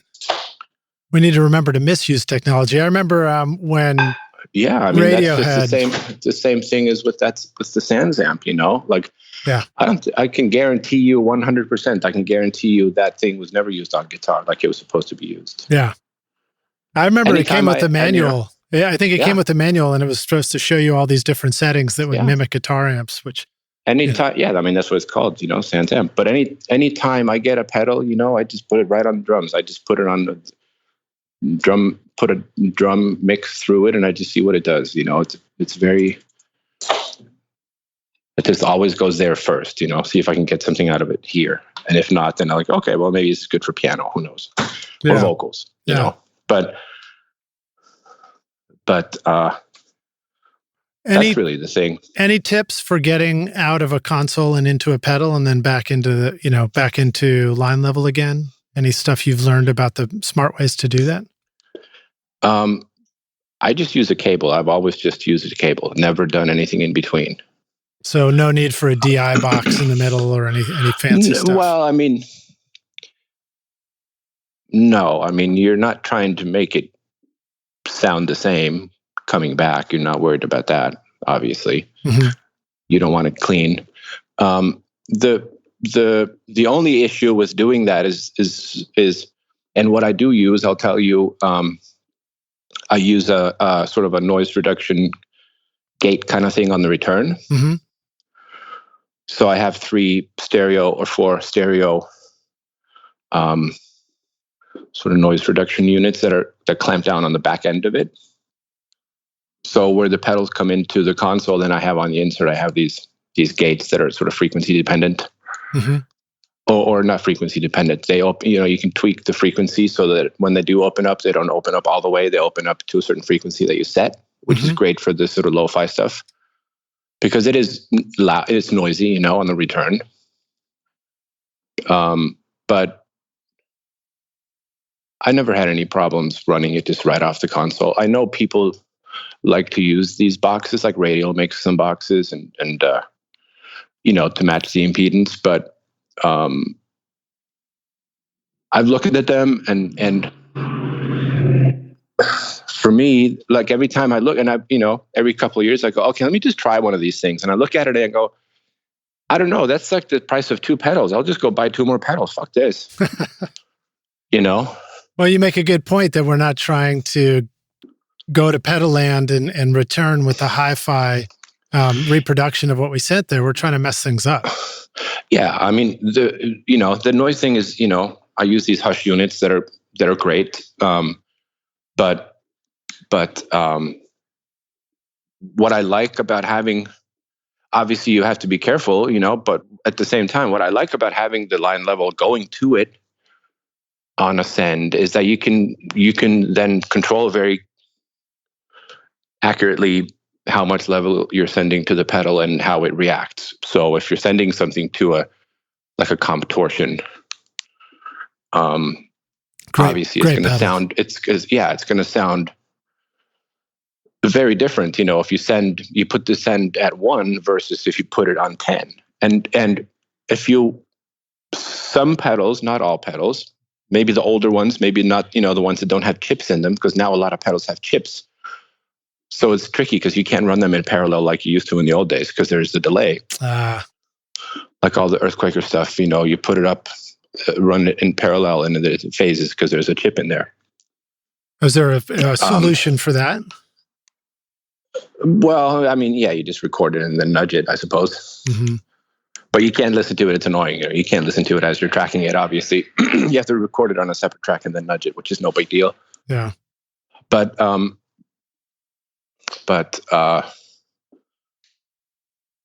having the option to see what happens if you're going for some sort of a crazy distorted like Nat guitar fuzz solo, just to be able to turn the send up to 10 and see what happens, that's a great flexibility. Because I guarantee, because that pedal obviously was not designed for that. So that's one of the great things to me, or not great things. One of the options that's great to have is usually you run the pedals at, put the send at 1 or 2 or whatever. And that's plenty. Like with my analog delays, you just barely hit them a little bit and get it to the point where the noise floor is acceptable. And that's your slap. But having the option to overdrive the input to the pedal, that's a very interesting thing and can occasionally give you some very interesting results that you wouldn't get with some sort of a fancy box in between because it won't let you do that. Yeah. How should we think about integrating all these clever and creative analog devices in our studio setup so that we don't feel like every time we want to use them, we're like, shit, I got to hook that thing up again. What have you learned about making sure that you got this stuff available for you so that you don't choose not to use it because it's going to take too long to hook it up? Well, this is the tricky thing about having a studio. If you're an artist, the tricky thing about having a studio is that you don't know any of this stuff because you're never behind a console. Mm-hmm. This is a gross generalization, and most of them are probably going to get angry with me, but they don't really understand all of them. They don't necessarily all understand, the routing and the summing and how all this stuff works when you're on a console and you have that flexibility to send anything you want anywhere and bring it back and sum it together with the original signal. Very basic things that you didn't even think twice about when you're working on a console and now has become non-existent. Yeah. Any guitar player who has a studio, you go to their studio, they have $20,000 worth of Neve mic pre's. There's not one thing anywhere where you can sum two signals together. Mm-hmm. There's no box anywhere that has any sort of a send on it. So what you end up with is you have a session, you're recording 3 people and it's like 85 tracks of audio somehow. Because nothing is summed together, nothing is, you know what I mean? Yeah. But the main thing for me is just have, when I first started, I first put together a small tracking room. I got a Soundcraft console. I got a new-ish Soundcraft console just to use for monitoring. So I could have things come back separately on faders, when I was tracking. Which one did you get? It's called the Live 8. It's like a live console. I got that because it doesn't have a center section. It doesn't have a volume knob. Doesn't have anything going through a center section to make it shittier. It's just like 32 channels, and there's one of very few consoles in like any sort of reasonable price range that has a phase, and polarity switch on every channel. Right. It has 6 sends. It has 8 buses. It had everything I needed at the time, and I still use that for monitoring for when I'm tracking. And what that does is it gives me a lot of faders and a lot of sends, and I can have all my pedals coming back into there, into that. Have all my effects. I can have things sort of plugged in and ready to go. Some delays, for example, I'll have 2 of them on the same send, and I just pick whichever one I want to use on the return side. Like I have a tape slap, an old Pioneer tape deck that I have as a slap, and I have a couple of analog delays, and those are just going off of sends 1 and 2, and then they come back on 4 faders, and I'll pick, maybe on this song I want the analog delay on the vocal, or maybe on this song I want tape slap on the vocal. So, it doesn't all have to be discrete, but I try to have as many things plugged in and ready to go as possible. And I would rather have, in that scenario, I would rather have a 16-channel Mackie with a bunch of sends and all my pedals available than, not. Yeah. Because that's more important. I wouldn't obviously put the vocal or anything that I'm recording per se. But for this kind of stuff, I'm not too precious about it. If it sounds good, then it sounds good. I don't really care what it says on the box. If it sounds like when I plug the comp torsion into that console and then I route it to Pro Tools and I listen back and I say, that sounds like a comp torsion, and I can tell that sounds badass because of the pedal and it doesn't sound like ass because of the console, then I'm happy. I don't care what it's called. Well, I guess, for us listening and we're trying to think about integrating a mixer, essentially when we're recording something, we want to be able to split a sound. So try that. Even the cheap mic pre's, that's one option, is just to have look for a second output on your mic pre. Mm-hmm. They're usually just hardwired. They're usually just parallel. So you have to be careful. You have to make sure that whatever you're plugging it into has a high enough impedance so it doesn't change the sound of the clean signal. Mm-hmm. So, a lot of these mic pre's, they will have a secondary output. And again, there's probably some sort of a impedance thing going on. If you take your vocal, plug it into the computer, and then you take the other output and you plug it into a mixer. The mic pre's that I have, it didn't seem to be a problem, but that's obviously something to be aware of, because unless you have a proper mic pre with a proper balanced transformer balanced output, mm-hmm. the unbalanced output is probably just a jack that's just jumpered internally with 2 wires. You know what I mean?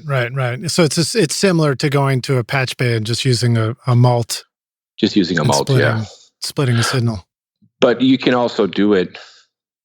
Yeah, obviously, if you are the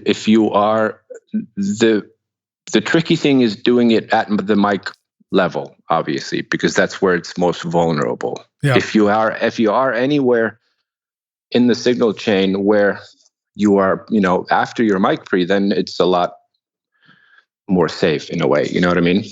Do you have line level signal, and that's more robust. So, theoretically, if you have a line level output from your mic pre, you could go into a compressor, and then you could come out of that compressor into a patch bay that has a mult, and you could just split that two ways, and nobody would ever know. Yeah, that's what I was going to ask you, is whether you find yourself splitting after the compression or before, or who cares?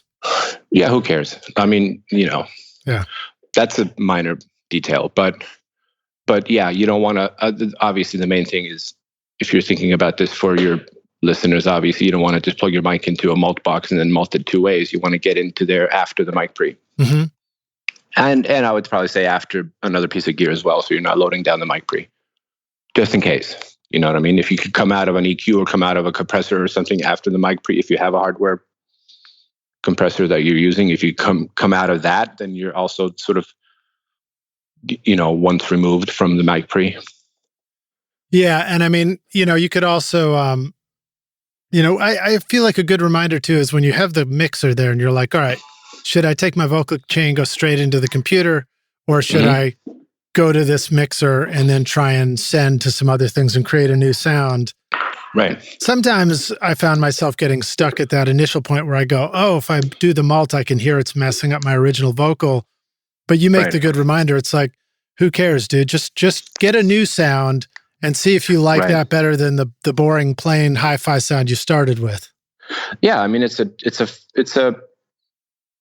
something to be aware of, the loading thing, the impedance thing. I mean, I remember mixing at Sound Factory or any studio, really.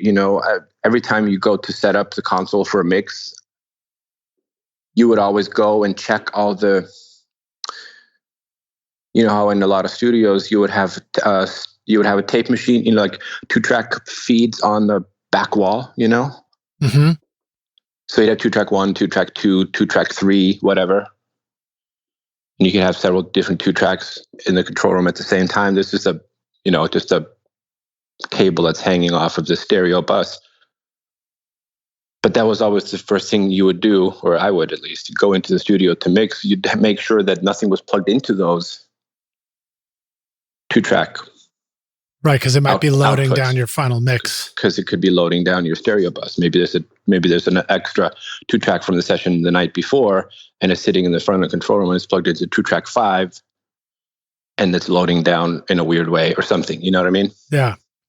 So this is obviously it is an issue you need to be aware of, and I would say with the vocal, it's probably the most sensitive, because usually if you are recording at home, your vocal is going just straight into your computer, unless you have a external mic pre and an external compressor.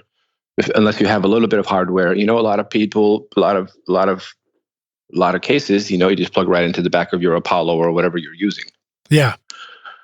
So in that case, obviously, then, if that's the setup, what I would do is I would just put up 2 mics in the vocal booth and just have 2 mics going at all times. And then the second mic is your funny mic. Yeah. You know what I mean? Yeah.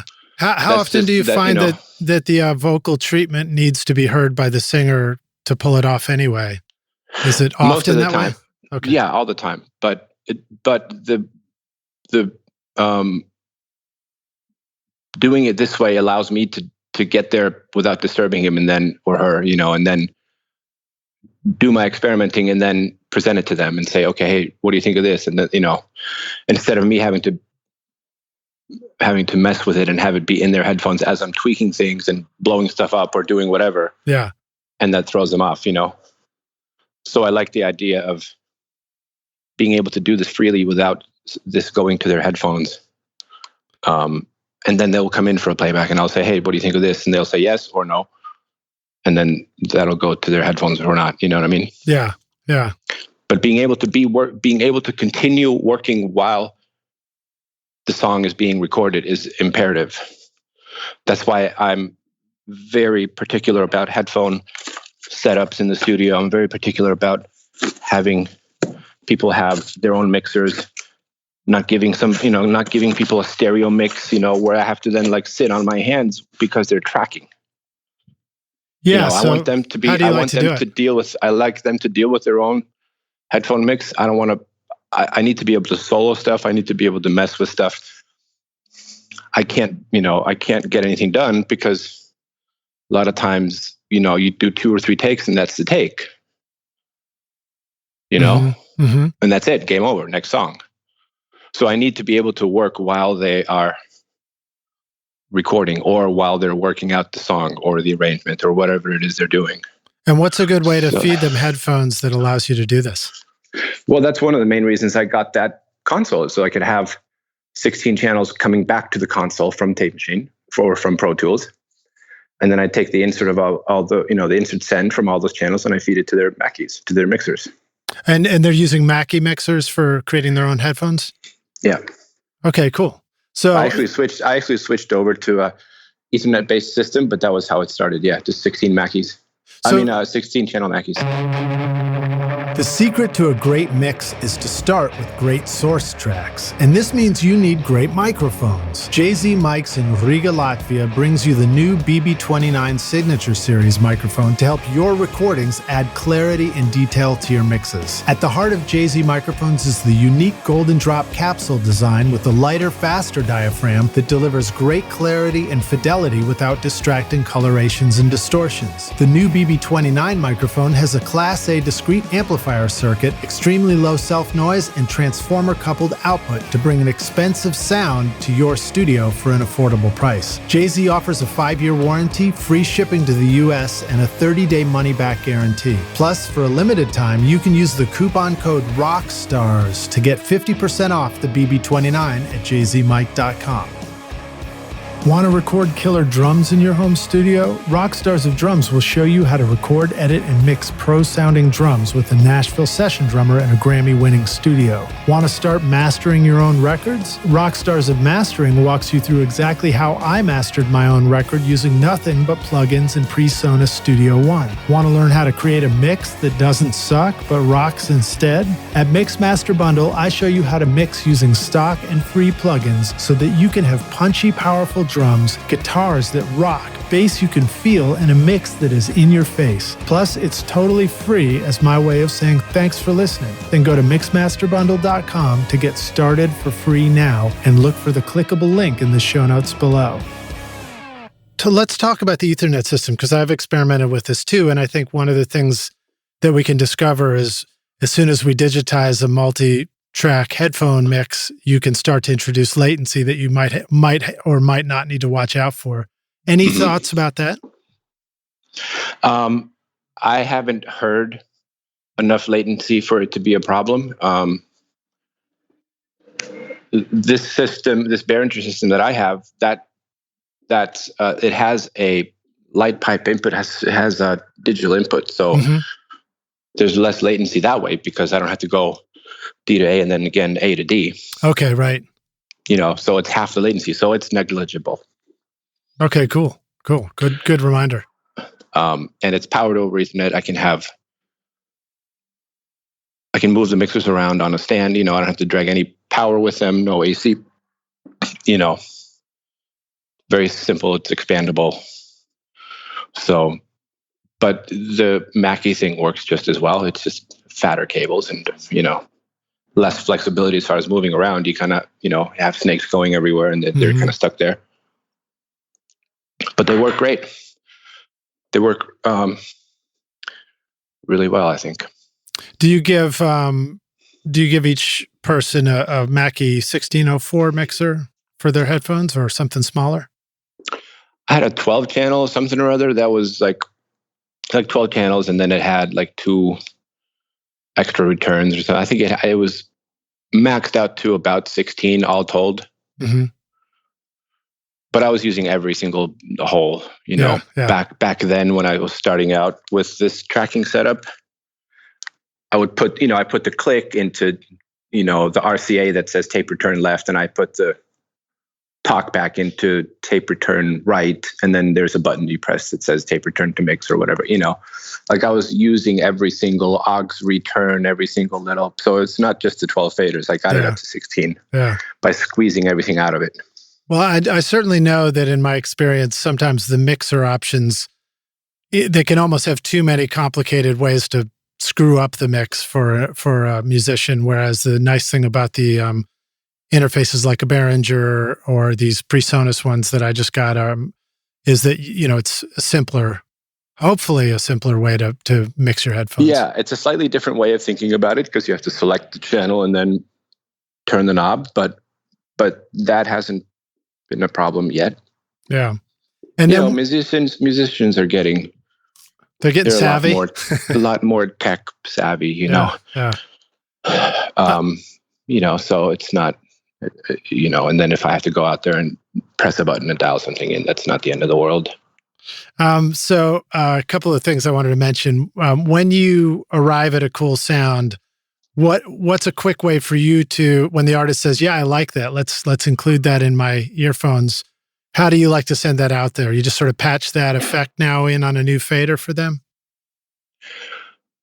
Oh, it varies. I mean, it depends on what it is. I mean, if it's a vocal thing, then I just make that, then that just becomes their vocal Okay, feed, you right. know? Okay, makes sense. Or if it's a blend, then I just take, I just take the blend. So, output one from Pro Tools goes to fader one on the Mackie and fader one on the console. So the outputs are all labeled according to, the outputs in Pro Tools are all labeled according to where they're going on the headphone mixer and then on my console. So I don't have to worry about what was 14.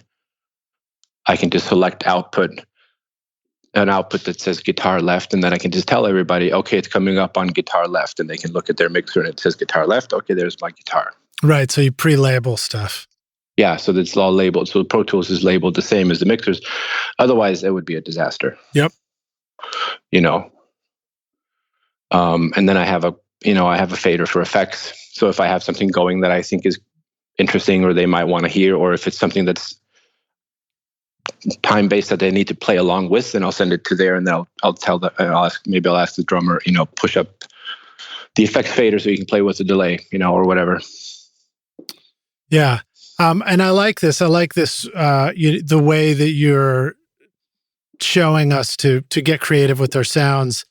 And it was one of the things I picked up on one of your interviews, which was this idea of making sure that our records don't sound the same as all the other records out there. And my question, sort of spinning it back to you based on your own quote, was, how do we sound unique and original if we don't want to sound like the other 11 white eggs in the egg carton? I think that was one of your analogies. Yeah, I know. How to be creative. That's the ultimate question, right? There's two unanswerable questions: how to get inspired and how to be creative. Those are the two tricky ones. I know. That's why I keep asking them over and over on 300 interviews. Yeah, and you're still searching, right? Yeah. Well, you know what? I will say about being unique, I will say that, even if it sounds backwards, is just listening to music a lot. Listening to all different kinds of music, listening to a lot of music, and listening with some sort of intent. To me, that's endlessly inspiring. Put on a set of headphones or sit in front of a decent set of speakers, turn your phone off, and listen to something and just see how, not from a fan perspective or a sing along with your favorite chorus kind of perspective, but as an engineer, listen to how things are put together.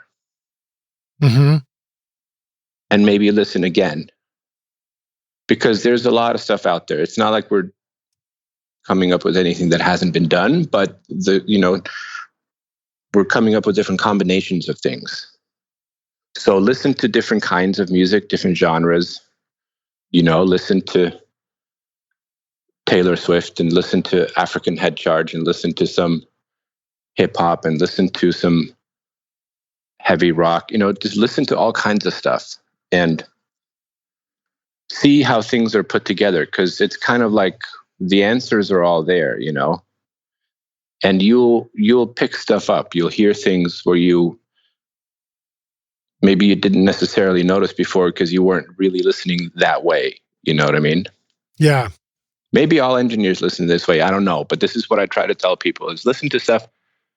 Like, why does that chorus sound so huge? And just rewind it a little bit and say, oh, they dropped the bass out for 2 beats before the downbeat of the chorus. Huh. Nothing else changed. You know what I mean? Mm-hmm. Or whatever. You know what I mean? Or you listen to... Or you listen to something and you can also make notes of, wow, I'm never going to do that. That's terrible. That's useless. You know what I mean? And that's inspiring to me. And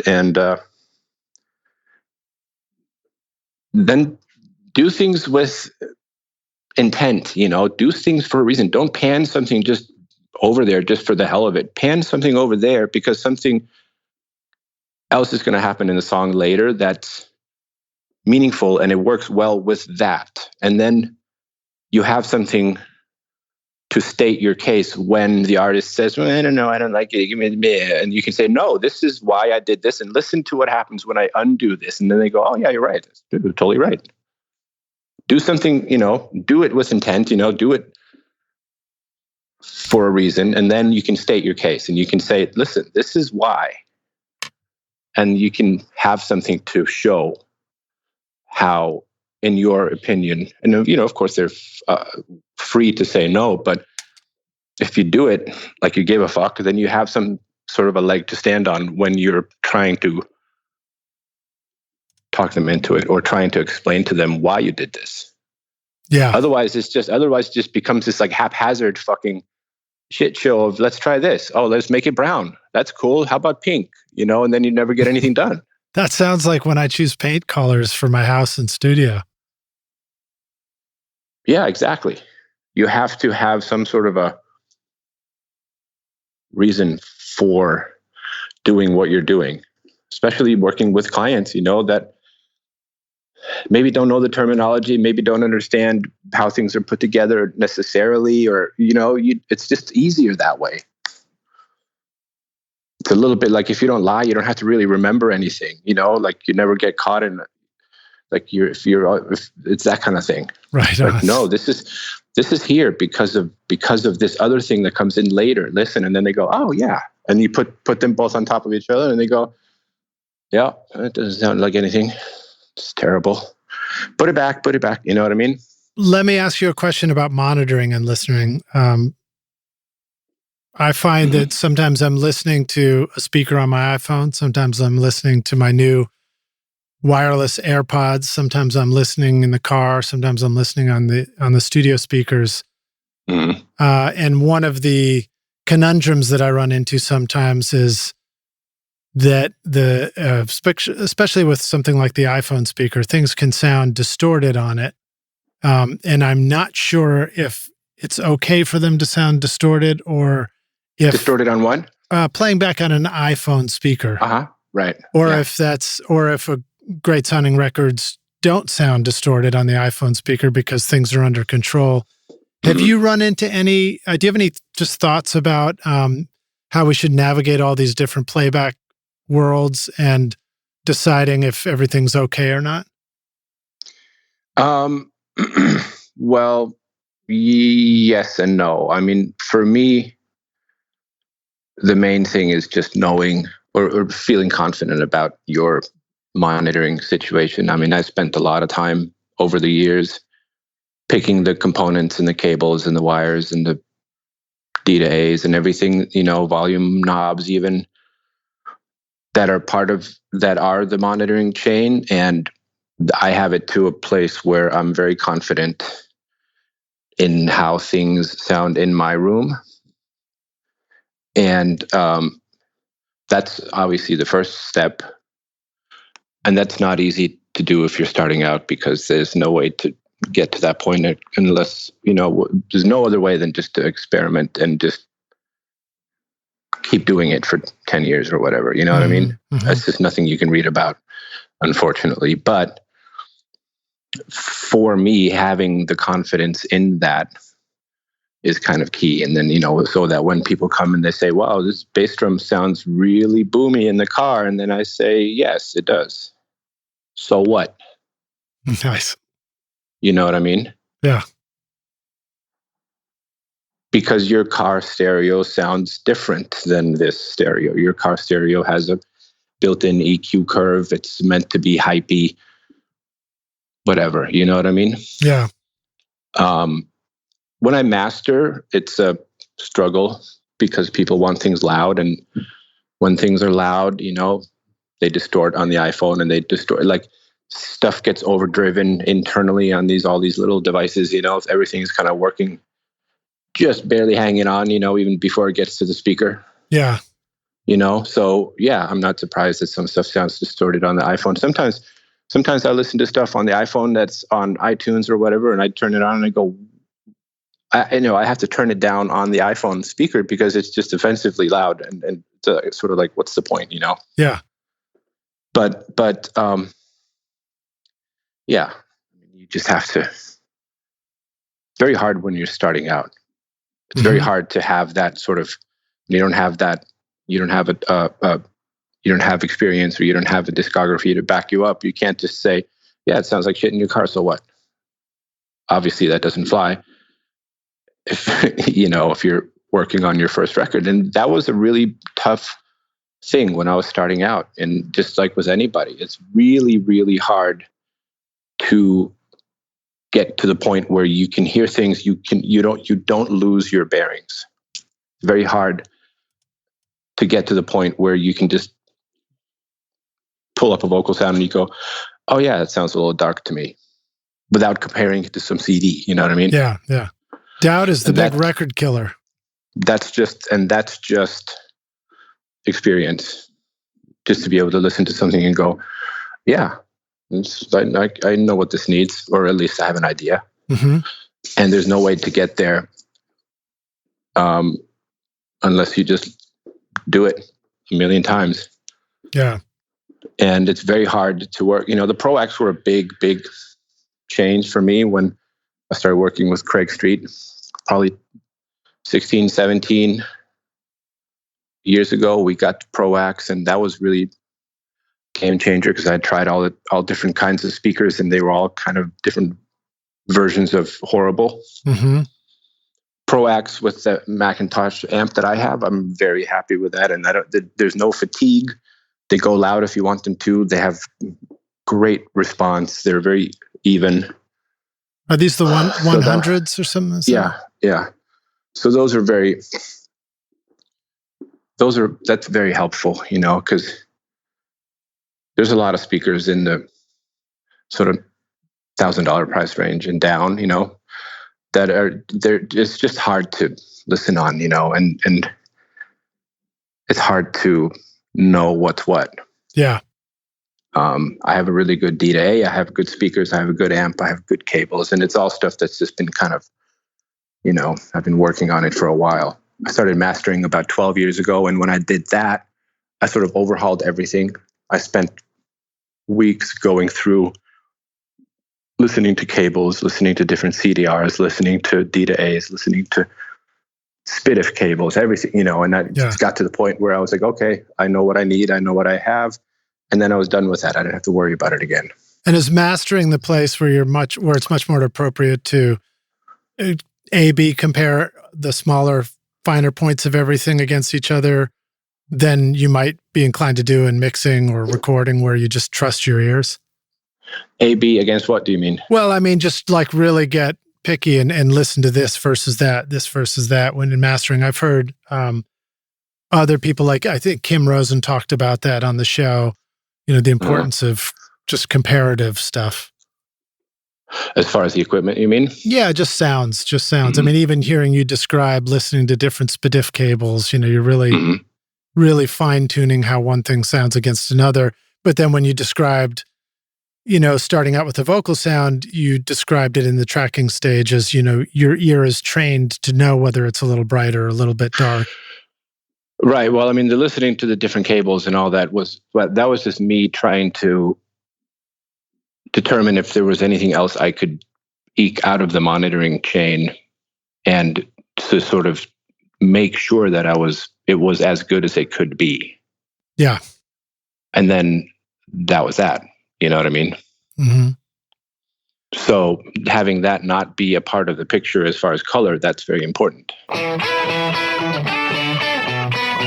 Do you feel like the time you spent watching YouTube videos, trying out mix tricks, and tweaking version after version of your mixes has gotten you nowhere? Have you been looking for a simple, straightforward, step-by-step process for creating a pro mix that won't take years to learn? What if you could have a Grammy-winning mix engineer who understood all your mixing struggles and could coach you through them? If you struggle with any of these questions, then the Ultimate Mixing Masterclass is just for you.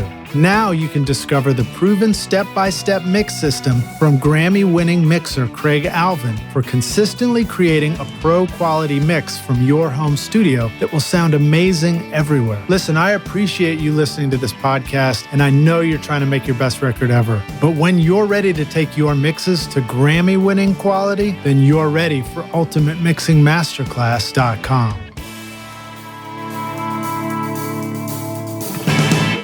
Well, let me ask you a question, one last question here before we close out, related to digital versus analog. So, you've got a console, you've got Pro Tools, you've got plugins, you've got analog gear, and you're mixing and mastering. How much integration still do you find really useful between the balance of analog to digital at both the mixing and the mastering stage these days? Mixing and mastering is 100% in the box. Okay. All right. Great. Good answer. Right to the point. And that's really changed over time, right? I mean, it took a while before we had in the box tools that were good enough for that. No. When I started mixing in the computer, I got a program called Sequoia, which is what I use for mixing and mastering. And I tested it out, and I listened to it, and I did some mixes, and I didn't start mixing in the computer until I felt it wasn't a compromise. Right. I didn't feel like I could do that in Pro Tools, and so I've never used Pro Tools for mixing, but even though it's, now it's obviously way different than it was back then. But when I started mixing in the computer, I got into Sequoia, and it did everything I needed it to do. Never crashes. There's no latency issues. There's no plugin delay, compensation, mystery. It's rock solid, sample accurate, buses, summing, everything. There's no problems with it. So when I got to that point, then I decided, okay, great. Now I can start mixing in the computer. And then everything was in the computer from that point on. I didn't really go back to mixing on a console. That's fascinating. I haven't heard anybody else describe that. Because I just didn't want to I couldn't be bothered with it. Yeah. I didn't want to go into it and have it be a compromise. It's cool for stuff, and it's like, but I can't use anything on the vocal. I didn't want to do it until I was comfortable with the tools in the box, comfortable enough to where I could mix in the box and it could be great. And Sequoia is still, are they still iterating on their software? I don't know much about them. Sequoia is the best program for mixing, hands down, period. Wow. So we could talk another 2 hours about that if you want. Well, I hadn't heard anybody mention that one DAW versus another could deal with plugin compensation and have it be a non-issue. Yeah. Well, Sequoia, when I first got it, I emailed them and I said, you should put a phase reverse on every channel in the mixer, and then the next version they had it. Nice. They had what's it called? Clip gain. Mm-hmm. They've had that for like 15 years. Nice. And they also have clip pitch. You press P and there's a handle that looks like the clip gain, except it's pitch, and you just push the pitch up. I mean, it's like endless, the stuff you can do. Oh, that's very cool. This is stuff that was there. Object-based editing. You can put plugins on the objects, on the clips. You can have sends on every clip. You can pan the clips differently. It's light years. Even 15 years ago, it was light years ahead of where Pro Tools is now. Fascinating. Or any program for that matter. Now, I feel like in a video I saw a picture, you still had some sort of like fader controllers, maybe for Sequoia at the desk, or was that all analog faders I might have seen? No, I use the Tascam 2400. It's 24 faders through USB. Okay, and that controls Sequoia for mixing? Yeah, and Pro Tools. It's just a Huey protocol. It's faders and solo and mute and pan. And do you ever get the faders and the knobs on the controller to control the plugins, or do you still just click with the mouse for that kind of stuff? Usually click with a mouse or the scroll wheel. I have a button that they actually discontinued the software for, but I have a button that was actually kind of clever that you just hover the mouse over and then you turn the button and it turns the knob, which is kind of cool. Oh, that's handy. But they discontinued the software and it was a little bit buggy, so I got annoyed with it, so I kind of threw it out. But I usually just use the mouse or the scroll wheel. Scroll wheel is fine. And then do you find sort of template mixing to be really valuable or restrictive and you don't like using it? Template only for effects returns. That's the only thing I use as far as templates. So the mix template I have has, 4 sends going to delay and has 4 sends going to altiverb, and then it has a drum bus setup, and that's it. So I sort of use what I need, but it's not templates as far as like vocal, processing or any of that kind of stuff per se. Yeah, I'll just create that as you need it. The only thing that's in the template beyond those sends and returns is that I have a EQ, an equilibrium EQ on every channel. That's like my console EQ, basically, the DMG. Oh, okay, cool. Right on. So yeah, that's about it. And then I just add things as I need them. Very cool. Well, let me go to our closing question. This one's hypothetical. We'll just skip forward to it. Take the Wayback Studio machine and you go back in time and you find young Husky. Maybe you're just about to get to work with Mitchell and Tchad, or maybe earlier than that. And you go back and you say, listen, dude, I've come back in time to give you this one bit of advice. Here's the single most important thing you need to know to be a rock star of the recording studio yourself one day. What advice would you go back and give yourself if you could?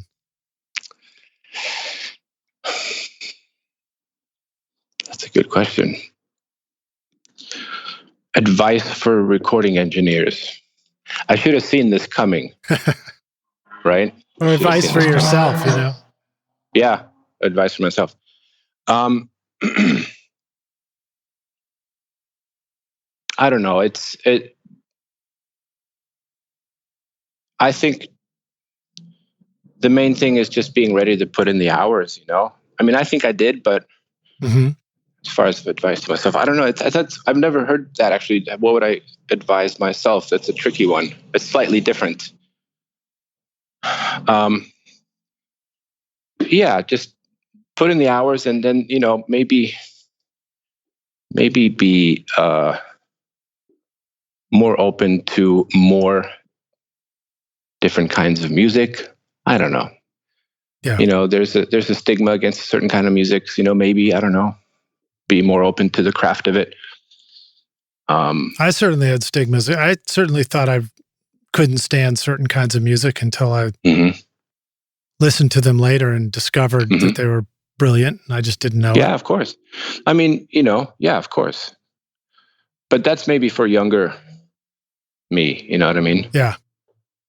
Yeah. Like you listen to a lot of pop records, because I came up, listening to rock records and heavy metal, whatever, because I was like, I missed the punk. So heavy metal was like the punk. It was like the anti-social music, because punk was done. So any sort of pop was like, that's crap. Yeah, me too. And then listening to some of those records today, like I was saying earlier, you listen to them and you go, wow, this is very well put together. I didn't even like U2 when U2 came out. Yeah. I mean, you may not like the guy's shirt, but this is well put together stuff, Yeah. So, yeah, that's just, maybe that's it. Just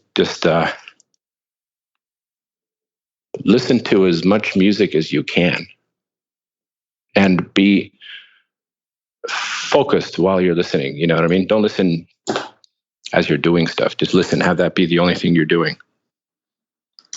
It's like getting the answers for the test, it's all there. Yeah. Well, Husky, thank you so much for joining us on Recording Studio Rockstars, man. It's been really great hanging out with you. Yeah, likewise, man. I'm glad I made it in there. Thanks for going out of your way to really dig into all the cool, recreating sounds in the studio, using pedals, just, answering the impossible question of how to be more creative. Yeah. Well, I hope it works out. I hope it's of use to someone. Oh, it will be for sure. We have some really devoted listeners who love this show. So thank you for doing this. Excellent. Let the rock stars know how they can find you online. Where would you like them to go, learn more about you, If they need to reach out and make their next hit record, is there anywhere they should go? They can go to, Facebook or Instagram. You can maybe link to the Instagram in this somehow. Yeah, you have the greatest handle of all for that one. You're the first person to grab it, I'm sure. Darth Vader. Yeah, Le Darth Vader. Brilliant. Yeah, it's great. Trying to spell that out over the phone to the DMV. They're like, "Yeah, got it. No, you don't. I'm sure you don't have it. It's F. Yeah. What? F? Where? Nobody gets the joke except me and you. Yeah. Well, right on. Yeah. And Rockstars, of course, we do have links in the show notes, especially a playlist of many of the records that Husky has worked on. So please go listen to that.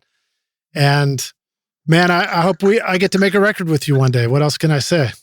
Well, excellent, man. Come on out. I'm as far west as you can go. Just just head west and then call me. All right, dude. Thanks so much, man.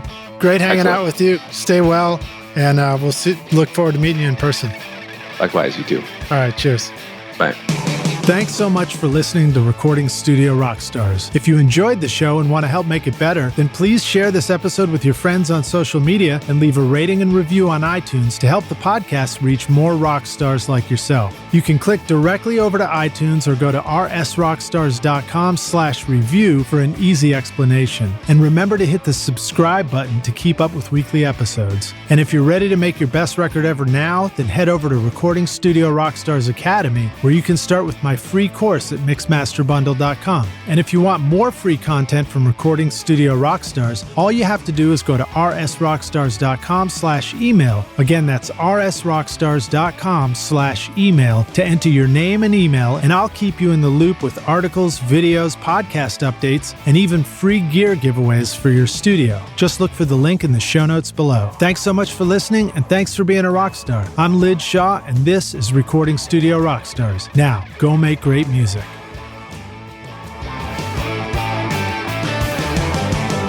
Recording Studio Rockstars would like to give a big thank you to our amazing sponsors who help make this episode possible. Sound Porter Mastering, OWC, Atom Audio, Spectra 1964, Isotope, and JZ Microphones. Remember to get your free mastering demo at soundporter.com and use the coupon codes ROCK10 at Isotope for an additional 10% off, and Rockstars at jzmic.com for 50% off the BB29 for a limited time.